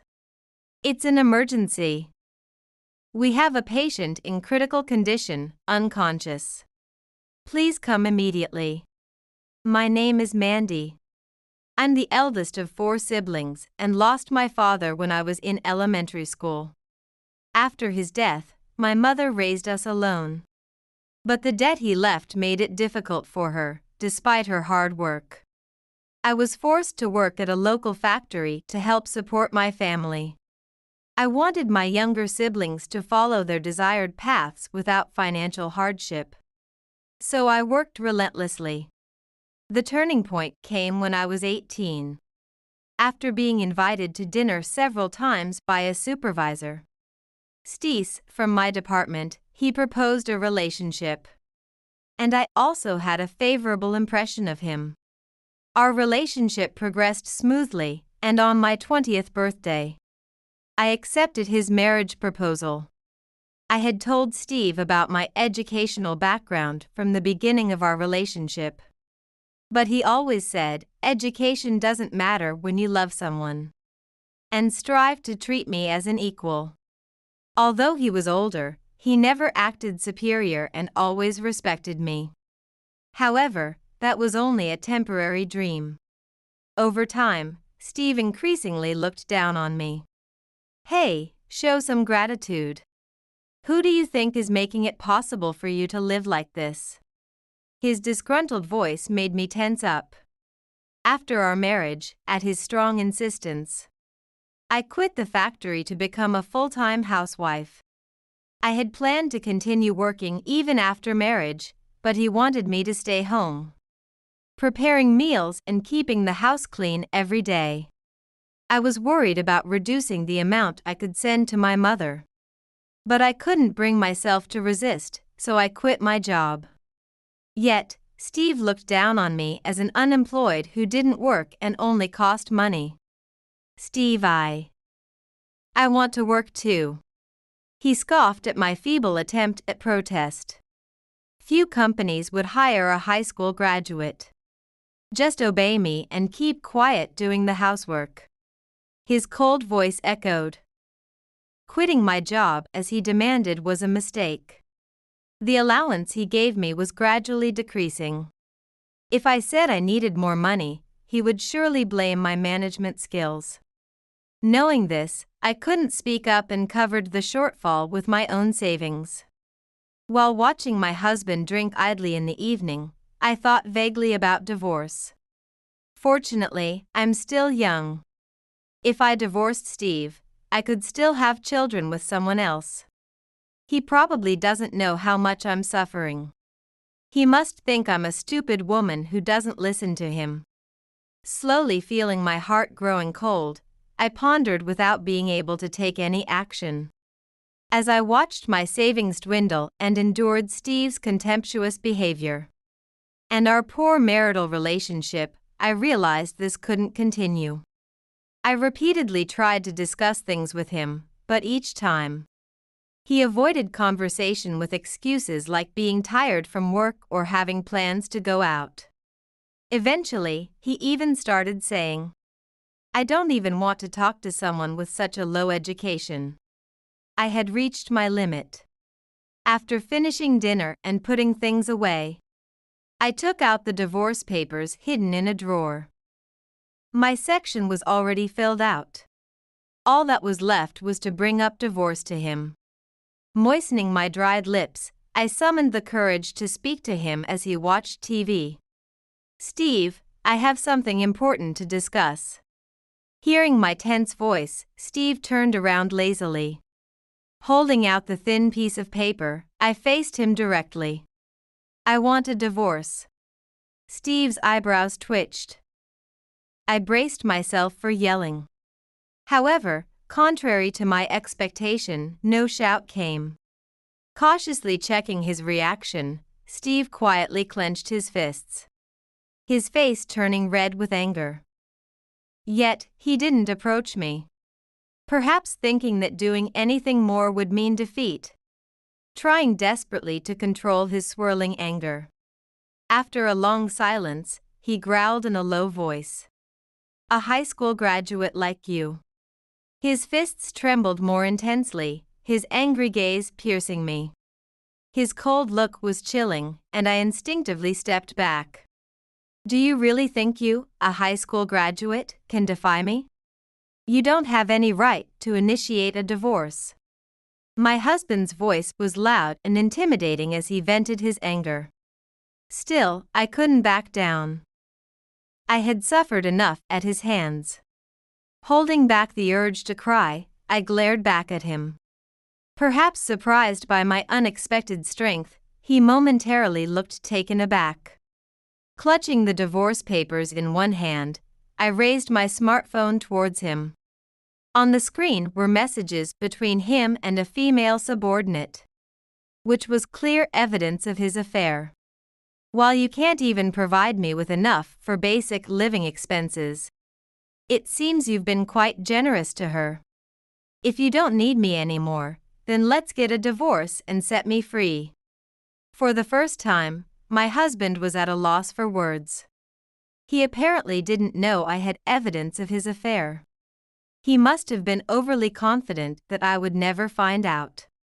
After a while, unable to find an excuse, and realizing he couldn't talk his way out of it, he laughed defiantly.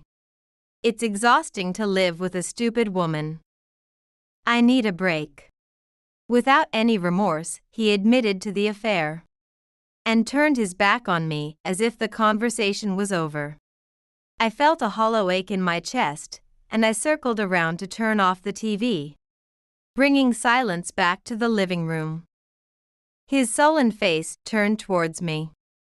I steadied my trembling legs and presented the divorce papers to him again. All I'm asking is for you to sign this. Please. I couldn't understand why he was so reluctant to divorce. He looked down on me, saying he was tired of living with me and cheated with another woman, yet he clung to this marriage. If he insisted I had no right to ask for a divorce, I was willing to let him initiate it. Public perception and pride didn't matter to me if it meant getting away from him.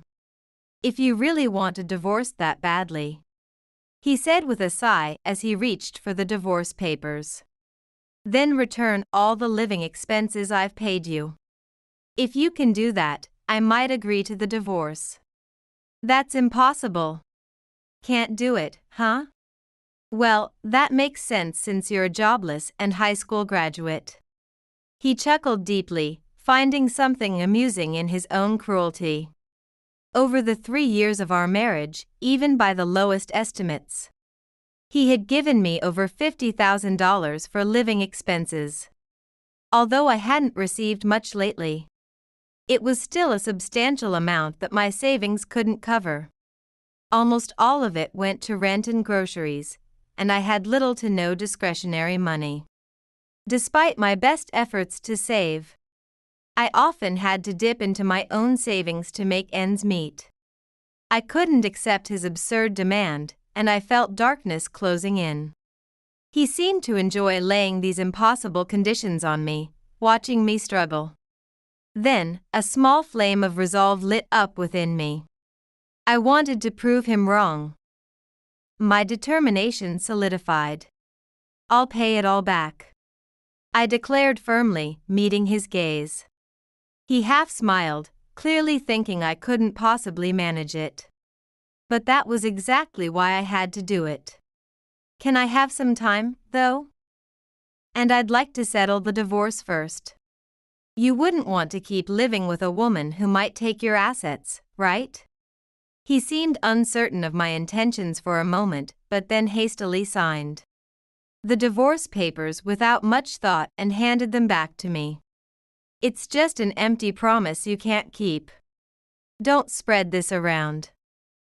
It would ruin my reputation. With those selfish words, our marriage abruptly came to an end. But I felt no despair. I was fortunate to be only 23 years old. As long as you're young, you can do anything, my mother always said. I quickly packed my bags and left the house without a second glance at my husband. Dragging my suitcase, I boarded an express bus home. The next time I would see my husband, everything would be dramatically different. I reaffirmed my resolve as I watched the urban landscape flow by outside the window. 12 years later, I found myself standing bewildered in the lobby of a university hospital. It was my first visit, and the vast grounds had me completely lost. I tried to ask for directions, but every staff member seemed too busy to care about a lost visitor. I spun the map in my hands, trying to figure out where I was and where I needed to go. Could it be Mandy? Suddenly, a man's voice called my name from behind. I turned around, startled, to find a man who looked to be approaching middle age. I felt I had seen his face somewhere before but couldn't place it.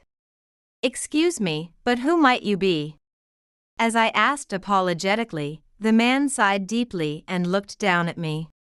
Oh, come on, does a high school graduate also have bad memories? It's unimaginable to forget someone you were married to. Hearing that, I took a hard look at the man's face. Memories slowly started coming back to me, particularly his condescending gaze. Steve. Having been addressed by name. Steve settled into a chair in the lobby with a satisfied air. Prompted by him, I somewhat reluctantly took the seat next to him and observed his face again. His hair had thinned, and his face had aged significantly. Most notably, the trim figure he once had was now flabby and his belly protruded. 12 years had indeed changed him. You recognized me quite well, didn't you? Well, of course, your face hasn't changed at all, and you're still ugly. His casual insult didn't faze me. I was too weary to make a fuss about it. My lack of reaction seemed to disappoint him, and he scratched his head disinterestedly, letting an awkward silence hang between us. What did he want by speaking to me? Surely, he couldn't possibly remember the promise from 12 years ago. He adjusted his graying hair and then looked at me with a sly grin. Why are you here? Don't tell me a high school graduate and poor person is trying to get treated by a doctor? He laughed at his own joke. I remained unaffected by his demeaning behavior. It's none of your business. What a cold woman. Just so you know, even university hospitals don't have a cure for being a high school graduate or poor. I couldn't muster a laugh at his poor joke. Just then, I noticed a nurse rushing toward us, waving her hand.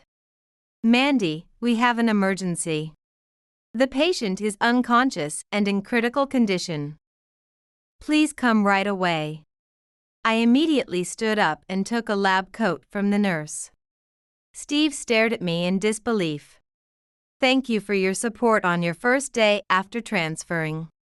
There are no other doctors available right now. The nurse ushered me away quickly, leaving no time to pay any mind to Steve. I handed him the map I'd been holding, as I didn't have time to dispose of it properly. He watched me, eyes wide, unable to grasp the situation. As you see, I became a doctor. After dealing with the emergency, I was due to enter the consultation room. It was still before the official start of my shift. But wandering the hospital alone, I'd likely get lost again. I reviewed the medical chart and gasped when I saw who it was. Steve, too, widened his eyes in disbelief upon seeing me in the examination room. According to the chart, Steve was suffering from a heart condition and had been referred to the university hospital. I immediately composed myself and returned to my duties. Steve, seemingly dissatisfied, did not attempt to hide his sour expression. Any questions before you leave? I asked routinely. How did a high school graduate become a doctor? He muttered under his breath. The nurse behind me looked at him with a puzzled expression. I hesitated for a moment before responding. My father was a doctor. It's not that I was not intelligent enough to attend university. I remembered my father vaguely. He was always busy with work, rarely home, and squandered most of what he earned on alcohol and hostess clubs, even accruing debts. Yet, I was grateful for his passion for education, without which I would not have become a doctor. I had always believed, since I was aware, that I would be a doctor like him. I never struggled academically through elementary and middle school, even in high school, and my mother was always pleased, confident I could become a doctor. After my father passed away, I had to start working. But I continued to study diligently, and eventually applied to medical school. But you couldn't have afforded university. My mother saved all the money I sent home. There was also a scholarship program. A scholarship? You. His demeaning tone almost got to me. But I quickly regained my composure and glanced at his worn-out face. You always underestimated me as a stupid high school graduate. But you just never noticed. His face contorted with displeasure as he glared at me. A nurse whispered from behind that it was almost time. I put away the chart and prepared to call the next patient. Then, as if remembering something, I looked back at him. Oh, as for the living expenses you wanted me to repay, I can pay them back now, and double the amount. I earn more than you do now. His face flushed a deep red. I had chosen my words carefully to crush his excessive pride. Although his anger visibly bubbled, he managed only to stand up. With a loud noise in the examination room, which was a public space visited by other staff. What is this, a quack doctor? I'll file a complaint against this hospital. With that disjointed parting shot, he stormed out of the examination room. Left alone, I exhaled deeply, releasing the fatigue. Despite the weariness, I felt oddly refreshed. Eventually, Steve chose to seek treatment at another hospital. But he was advised there as well to return to the university hospital where I worked.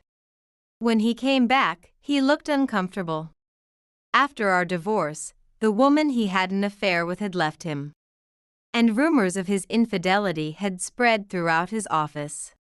The affair and our divorce had become public, forcing him to resign. He had been abandoned by both women, damaging his pride, increasing his drinking and smoking, which had led to his heart condition. I felt a slight pity as he faced a major surgery. But considering how he had treated me during our marriage, I couldn't find it in me to forgive him. Of course, his treatment was a separate matter. And I carried out my duties professionally.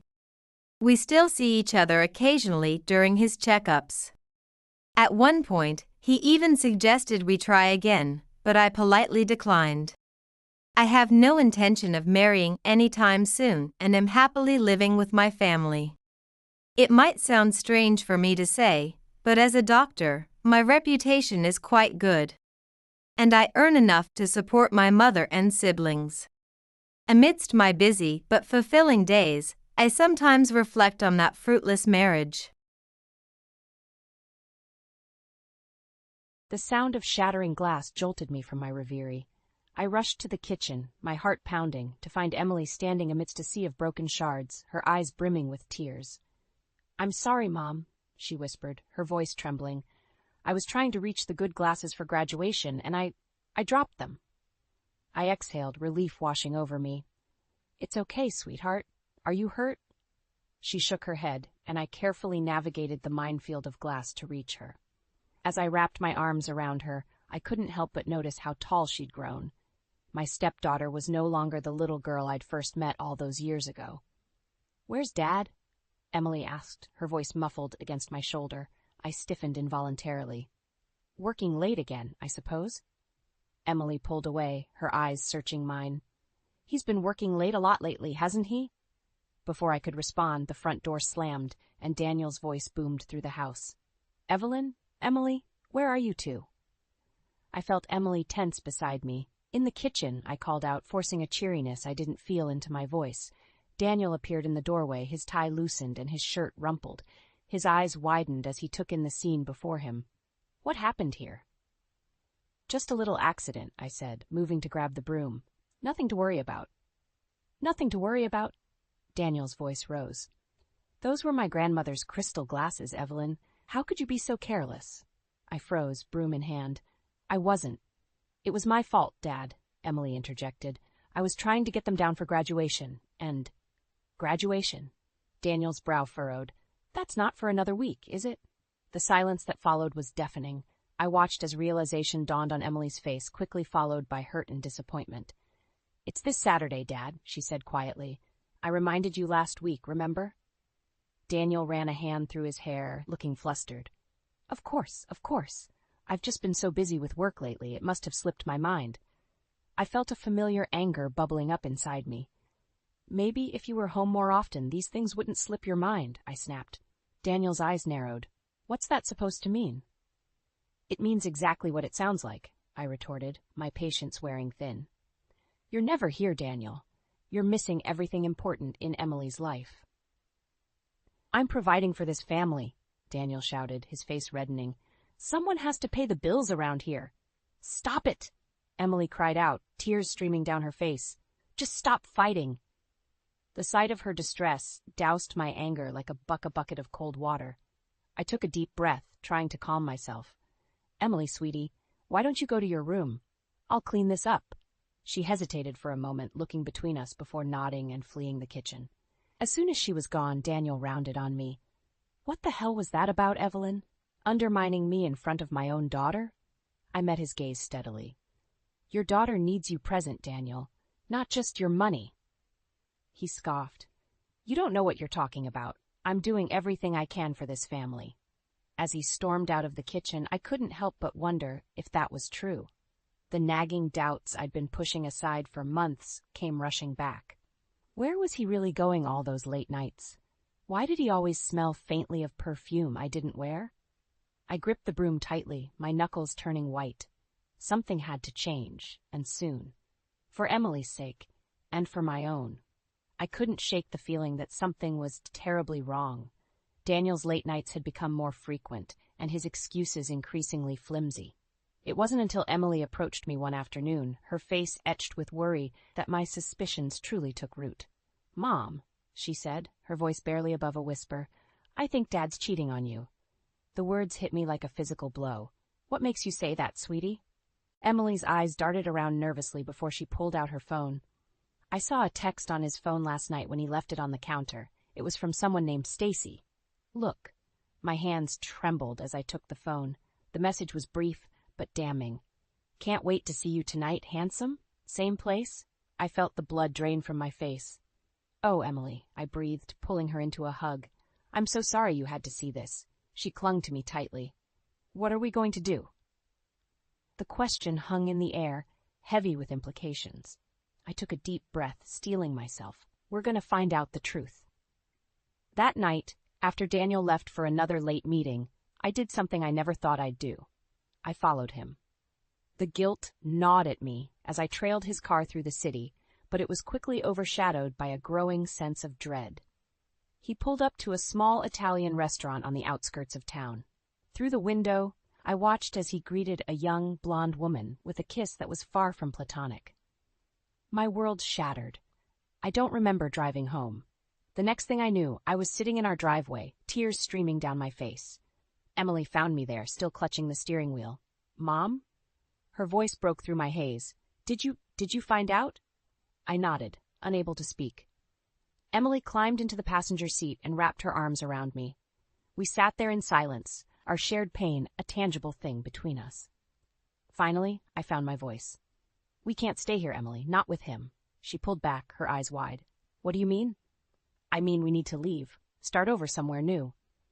The words tumbled out, gaining strength as I spoke. You're graduating soon. We could move, find a new place, just the two of us. Emily's face was a mix of emotions, fear, excitement, uncertainty. But what about Dad? What about everything here? I took her hand in mine. Your father made his choice. Now it's time for us to make ours. We deserve better than this, Emily. Both of us do. She nodded slowly, a spark of determination lighting in her eyes. Okay, let's do it. The next few days were a whirlwind of secret planning and barely contained emotions. I reached out to an old college friend who owned a real estate company in a city a few hours away. She offered me a job on the spot, sensing the urgency in my voice. All the while, we maintained a facade of normalcy around Daniel. It was excruciating, watching him lie so effortlessly about his whereabouts, knowing what I knew. The breaking point came 3 days before Emily's graduation. Daniel stumbled in late, reeking of alcohol and perfume. I was waiting for him in the living room. Have a good meeting, I asked, my voice dripping with sarcasm. He froze, his eyes darting around the room. What are you talking about? I stood, my anger finally boiling over. I know about Stacy, Daniel. I know everything. The color drained from his face. Evelyn, I can explain. Save it, I snapped. I don't want to hear your excuses. I want you out of this house, now. He stumbled towards me, reaching out. Please, let's talk about this. We can work it out. I stepped back, my resolve hardening. There's nothing to work out. We're done, Daniel. Emily and I are leaving after her graduation. Don't try to stop us. As I watched him crumble before me, I felt a strange mix of sadness and relief. The life we had built was over, but a new one was just beginning. Emily and I would face it together, stronger for having weathered this storm. I turned and walked away, leaving Daniel standing alone in the wreckage of our marriage. The future was uncertain, but for the first time in years, I felt hope. The morning after my confrontation with Daniel, I woke to find the house eerily quiet. A note on the kitchen counter told me he'd gone to stay with a friend for a few days. I crumpled it up, a mix of relief and anxiety churning in my stomach. Emily padded into the kitchen, her eyes red-rimmed from a sleepless night. Is he gone? I nodded, pulling her into a hug. For now. But we need to move fast, sweetie. Are you sure you're okay with this? She pulled back, her jaw set with determination. I'm sure, Mom. We deserve better. I squeezed her hand, marveling at her strength. All right, then. Let's get to work. The next few days were a whirlwind of activity. I reached out to my old college friend, Sarah, who owned a real estate company in a city 3 hours away. When I explained our situation, she didn't hesitate. Evelyn, I have the perfect position for you, Sarah said, her voice crackling over the phone. We need a new head of marketing, and with your experience, you'd be perfect. When can you start? I felt a weight lift off my shoulders. After Emily's graduation next week. Is that too soon? Not at all. I'll email you the details. And Evelyn, you're doing the right thing. With the job secured, I turned my attention to finding us a place to live. Emily and I huddled over my laptop, scrolling through apartment listings. What about this one? Emily pointed to a cozy 2-bedroom near her new school. I clicked on it, scanning the details. It's perfect, Em. Let's schedule a virtual tour. As we made plans, I couldn't help but feel a twinge of guilt. Daniel had been a part of our lives for so long. Was I doing the right thing, uprooting everything? My doubts were shattered that evening when Daniel came home unexpectedly. The smell of alcohol hit me before I even saw him. Evelyn, he slurred, stumbling into the living room. We need to talk. I stood, putting myself between him and Emily. You're drunk, Daniel. This isn't the time. He lurched forward, grabbing my arm. No, you can't leave me. I won't let you. Emily jumped up, her face pale. Dad, stop it. You're hurting her.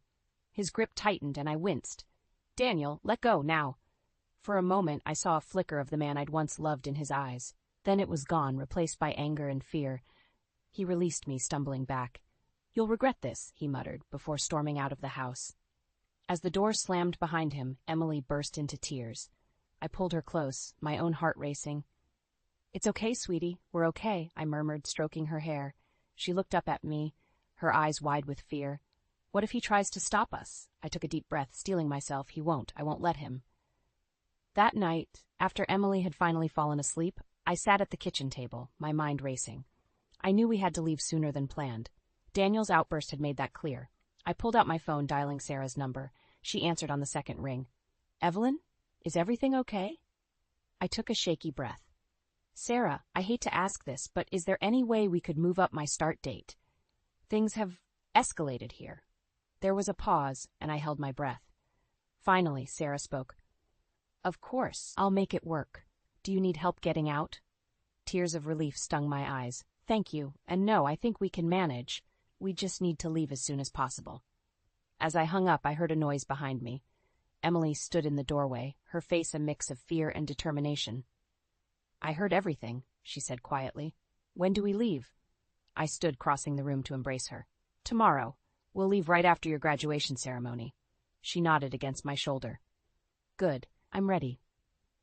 As we stood there, holding each other in the quiet kitchen, I felt a surge of love and pride for my brave, resilient daughter. Whatever challenges lay ahead, we would face them together. But first, we had to make it through one last day in this house. One last confrontation with Daniel. The thought sent a chill down my spine, but I pushed it aside. We were so close to freedom. Nothing could stop us now. The morning of Emily's graduation dawned bright and clear, a stark contrast to the turmoil churning inside me. As I helped Emily into her gown, I couldn't shake the feeling that something was about to go terribly wrong. You look beautiful, sweetheart, I said, smoothing down her collar. Emily's smile was tinged with sadness. I wish we didn't have to leave like this, Mom. I cupped her face in my hands. I know, but sometimes we have to make hard choices to protect ourselves. Are you having second thoughts? She shook her head firmly. No, I'm ready. As we drove to the school, I kept glancing in the rearview mirror, half expecting to see Daniel's car following us. But the streets were mercifully empty. The graduation ceremony was a blur of speeches and applause. I spotted Daniel in the crowd, his eyes red-rimmed and his suit rumpled. My heart clenched, but I pushed the feeling aside. We were so close to freedom. As Emily walked across the stage to receive her diploma, I felt a surge of pride and determination. We were doing the right thing. After the ceremony, we made our way through the crowd of well-wishers. I kept Emily close, my eyes scanning for Daniel. Suddenly he appeared in front of us, blocking our path. "Congratulations, Emily," he said, his voice strained. "I'm so proud of you." Emily tensed beside me. "Thanks, Dad." Daniel's eyes locked onto mine. "Evelyn, can we talk? Please?" I hesitated, torn between the urge to flee and the need to end this cleanly. 5 minutes, Daniel. That's all." We stepped away from the crowd, Emily hovering nervously nearby. Daniel's facade crumbled as soon as we were alone. "Please don't do this, Evelyn. I know I messed up, but we can fix this. I'll do anything." I steeled myself against the pain in his eyes. "It's too late for that, Daniel. You made your choices. Now I'm making mine." He grabbed my arm, his grip tight. "You can't take my daughter away from me." I wrenched free, anger flaring. "She's not just your daughter. I've been more of a parent to her than you ever were." Daniel's face contorted with rage. "You'll regret this. I'll fight you every step of the way. You'll never get away with." His tirade was cut short by Emily's voice, sharp and clear. "Stop it, Dad. Just stop." We both turned to see her standing there, tears streaming down her face. "I'm not a child anymore. I can make my own decisions, and I choose to go with Mom. You did this, not her." Daniel stumbled back as if he'd been struck. "Emily, please." But she was already walking away, her head held high. I moved to follow her, but Daniel's hand shot out, grabbing my purse. "If you're leaving, you're not taking anything that's mine," he snarled. In that moment, everything seemed to move in slow motion. The purse strap snapped, spilling its contents across the ground. Among the scattered items was a small velvet box, the one containing my grandmother's ring, the last piece of my life before Daniel. As he bent to snatch it up, a fierce protectiveness surged through me. I lunged forward, my hand closing around the box just as his fingers grazed it. "This isn't yours," I hissed, clutching the box to my chest. Our eyes met, and for a moment, I saw the man I'd fallen in love with all those years ago. Then his face hardened, and he straightened up. "Fine," he spat. "Take it. Take everything. But don't think this is over." As he stormed away, I felt a hand on my shoulder. Emily stood beside me, her face a mix of determination and fear. "Are you okay, Mom?" I nodded, my heart racing. "I am now. Let's go home, pack our things, and get out of here." As we walked to the car, I realized that this was it, the point of no return. We were leaving behind everything we knew, stepping into an uncertain future. But looking at Emily's brave face, I knew we could handle whatever came next. We had each other, and that was all that mattered. The day before Emily's graduation, I woke with a start, my heart pounding. Time was running out, and we still had so much to do. I crept downstairs, careful not to wake Daniel, who had finally come home late last night.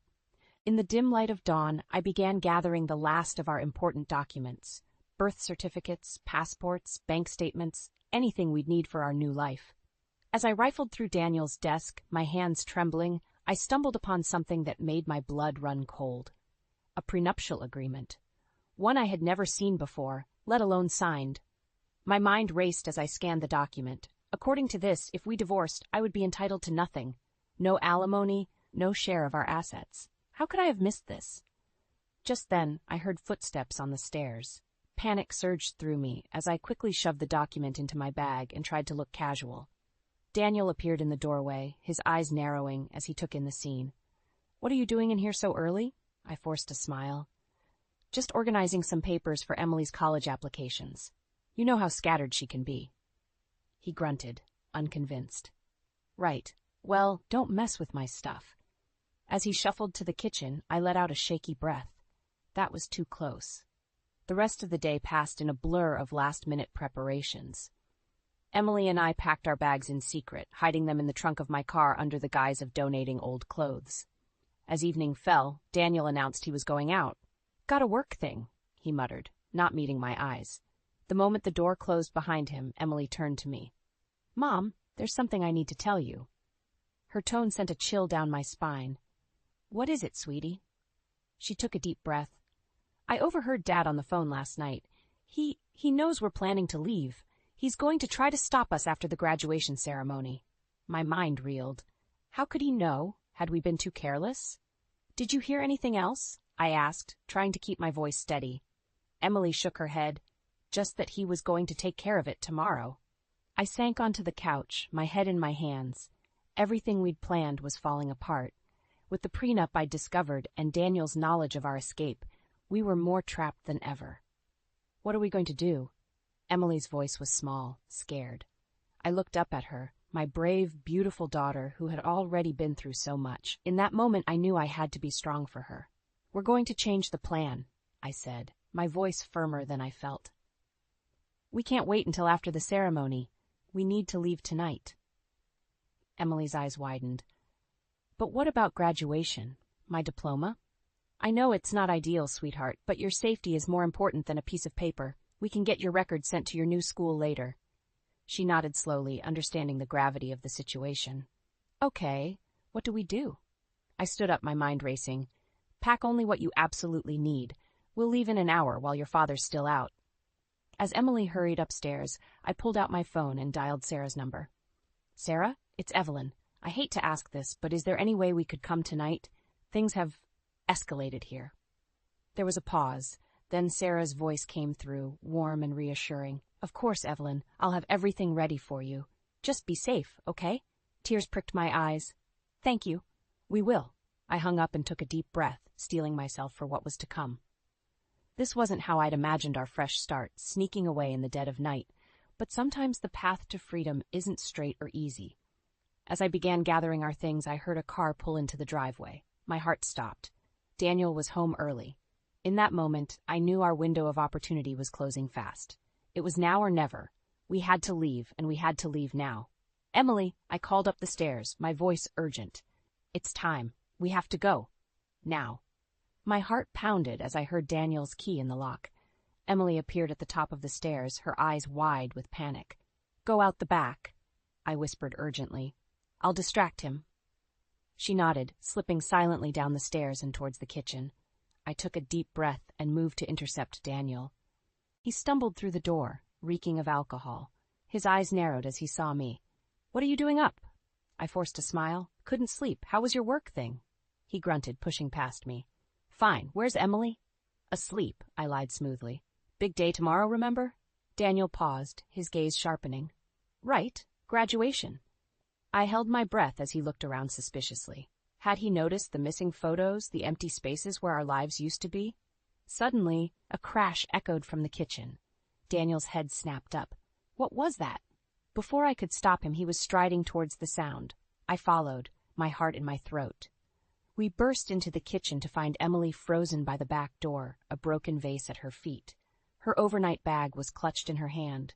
Daniel's face contorted with rage. What the hell is going on? Emily's eyes met mine, filled with fear and determination. In that moment, I knew we couldn't run anymore. It was time to face this head on. We're leaving, Daniel, I said, my voice steadier than I felt. It's over. He whirled on me, his fists clenched. Like hell you are. You're not taking my daughter anywhere. Emily stepped forward, her chin raised defiantly. I'm not your property, Dad. I'm going with Mom, and you can't stop us. Daniel's face turned an alarming shade of red. He lunged forward, grabbing Emily's arm. You ungrateful little... I didn't think, I just reacted. My hand connected with Daniel's face with a resounding slap. He staggered back, shock replacing anger. Don't you dare touch her, I hissed. For a moment the kitchen was silent, except for our heavy breathing. Then Daniel straightened, a cold smile spreading across his face. You think you can leave? Good luck with that. He pulled out his phone, waving it tauntingly. One call to my lawyer and you'll be left with nothing. Remember that prenup you signed? My blood ran cold. The prenup I'd found earlier, the one I'd never actually signed. He was bluffing, but Emily didn't know that. I saw the doubt flicker in her eyes. Mom? I took a deep breath. This was it, the moment that would define our future. I could cave to Daniel's threats, stay in this toxic marriage for financial security, Or I could take a leap of faith, trusting in the strength Emily and I had built together. "You're right, Daniel," I said calmly. "I might walk away with nothing material, but I'll have what matters most, my integrity and my daughter." I turned to Emily, holding out my hand. "It's your choice, sweetheart. Whatever you decide, I'll support you." The seconds stretched like hours as Emily looked between us. Then, with a resolute nod, she took my hand. Daniel's facade cracked. "You can't do this. I'll fight you every step of the way. Save it for the lawyers," I cut him off. "We're done here." As we walked out the front door, Daniel's threats fading behind us, I felt a weight lift from my shoulders. The road ahead was uncertain, but for the first time in years, I felt truly free. Emily squeezed my hand as we got into the car. "Are you sure about this, Mom? What if he's right about the prenup?" I started the engine, a small smile playing on my lips. "Let's just say I have a few surprises of my own. Now, how about we go make that graduation ceremony?" As we drove away from the house that had been our prison for so long, I knew the hardest part was yet to come. But with Emily by my side, I was ready to face whatever challenges lay ahead. The sun was just peeking over the horizon as we hit the highway, painting the sky in hues of hope. It was a new day in more ways than one, and we were finally, truly, on our way to a better life. The key turned in the lock of our new apartment, and as the door swung open, I felt a rush of emotions, relief, excitement, and a lingering fear that this was all too good to be true. Emily stepped in behind me, her eyes wide as she took in our new home. "We did it, Mom," she whispered, a smile breaking across her face. I pulled her into a tight hug, feeling the tension of the past few days finally start to ebb away. "We sure did, sweetheart." As we began to unpack our meager belongings, my phone buzzed incessantly. Daniel's name flashed on the screen, along with a barrage of increasingly angry text messages. I silenced the phone, pushing down the guilt and anxiety that threatened to surface. "Is that Dad?" Emily asked, her voice tight. I nodded, forcing a reassuring smile. "Don't worry about it. He'll calm down eventually." But as the day wore on, Daniel's messages became more frantic and threatening. By evening, my phone was ringing nonstop, and I could feel my resolve starting to crumble.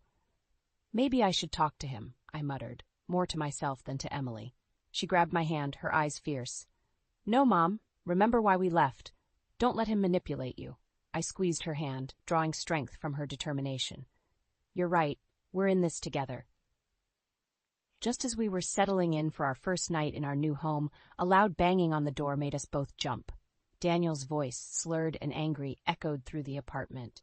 "Evelyn, I know you're in there. Open this door right now." Emily's face drained of color. How did he find us?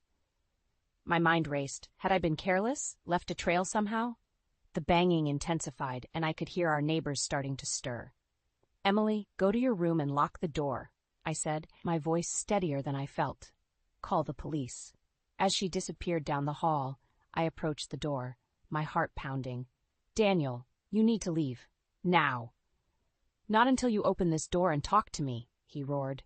"You can't just take my daughter and run." I leaned against the door, feeling it shake with each of his blows. "She's not just your daughter, Daniel, and we're not coming back. It's over." His voice dropped, taking on a pleading tone that made my stomach churn.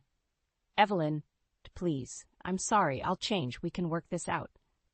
For a moment I hesitated. The familiar pull of his manipulations tugged at me, years of conditioning threatening to override my resolve. Then I heard Emily's voice, soft but firm, from behind me. "Mom, the police are on their way. Stay strong." Her words snapped me back to reality. I straightened up, my voice clear and unwavering. "Daniel, I'm not opening this door. If you don't leave now, you'll be arrested." "Is that what you want Emily to see?"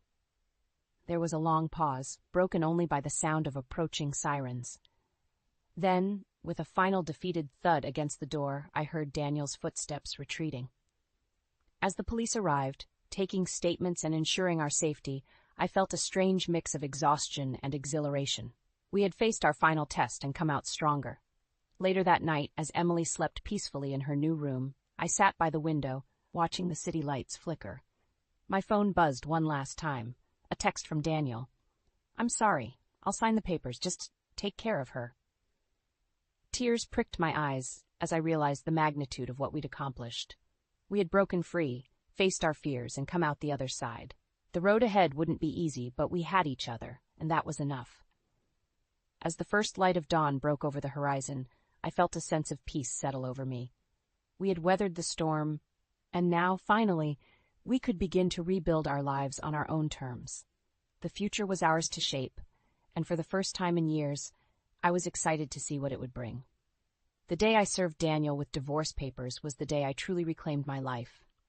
My hands shook as I watched him read through the documents, his face cycling through shock, anger, and finally defeat. "Alimony?" he sputtered, looking up at me with disbelief. "After everything I've done for you and Emily?" I stood my ground, channeling all the strength I'd built over the past months. "Everything you've done? You mean the neglect, the lies, the infidelity?" "Yes, Daniel. Alimony, for the emotional turmoil you've put us through." He slumped in his chair, the fight draining out of him. "You're really going through with this, aren't you?" "I am," I said firmly. "It's time we both moved on." As I turned to leave, Daniel's voice stopped me. "Evelyn, I'm sorry. For everything." I paused at the door, not turning back. "I know, Daniel, but sometimes sorry isn't enough." Walking out of that office, I felt a weight lift off my shoulders. The road ahead wouldn't be easy, but for the first time in years, I felt truly free. Back at our new apartment, Emily was waiting, her face a mix of anxiety and hope. "How did it go?" I pulled her into a hug. "It's done, sweetheart. We're starting our new life on our own terms." Tears welled up in her eyes. "I'm proud of you, Mom. We did it." As we settled into our new routine, challenges arose. There were tight budgets to navigate, a new job for me to adjust to, and Emily's transition to college life. But through it all, our bond grew stronger. One evening, as we sat on our small balcony watching the sunset, Emily turned to me with a serious expression. "Mom, I need to tell you something." My heart skipped a beat. "What is it, honey?" She took a deep breath. "I've been thinking about changing my major. I know we talked about business, but I want to study social work. I want to help other families like you helped us." Tears pricked my eyes as I pulled her close. "Oh, Emily, I'm so proud of you. You follow your heart, always." As the weeks turned into months, our new life took shape. I threw myself into my work, finding a sense of purpose I'd long forgotten. Emily thrived in her studies, her passion for helping others growing with each passing day. Daniel, true to his word, signed the divorce papers without contest. The alimony payments helped ease our financial burden, allowing us to focus on healing and growth. 1 year to the day after we left our old life behind, Emily and I stood in our living room, surrounded by friends from work and school. The room buzzed with laughter and conversation, a far cry from the tense silences of our past. As I looked around at the life we'd built, I felt a surge of pride and gratitude. We had faced our fears, overcome obstacles, and emerged stronger than ever. Emily appeared at my side, linking her arm through mine. "Penny for your thoughts, Mom?" I smiled, squeezing her hand. "Just thinking about how far we've come, how strong we are together." She nodded, her eyes shining. "We make a pretty good team, don't we?" "The best," I agreed. As the party continued around us, I realized that this moment of joy, of peace, of true connection, was what I'd been fighting for all along. Not just for Emily, but for myself too. We had rewritten our story, transforming pain into strength, fear into courage. And as I looked towards the future, I knew that whatever challenges lay ahead, we would face them together. Our journey wasn't over. In many ways, it was just beginning. But now we were writing our own story, on our own terms, and that made all the difference. As the night wound down and our guests departed, Emily and I stood at the window, watching the city lights twinkle below. She leaned her head on my shoulder, a contented sigh escaping her lips. "You know, Mom," she said softly, "I used to think happily ever afters were just for fairy tales, but now I think maybe we've found ours." I wrapped my arm around her, my heart full. "You're right, sweetheart, this is our happily ever after, and we've earned every bit of it." As we stood there, bathed in the soft glow of our new life, I knew that we had not just survived, we had triumphed, and our story, our real story, was only just beginning.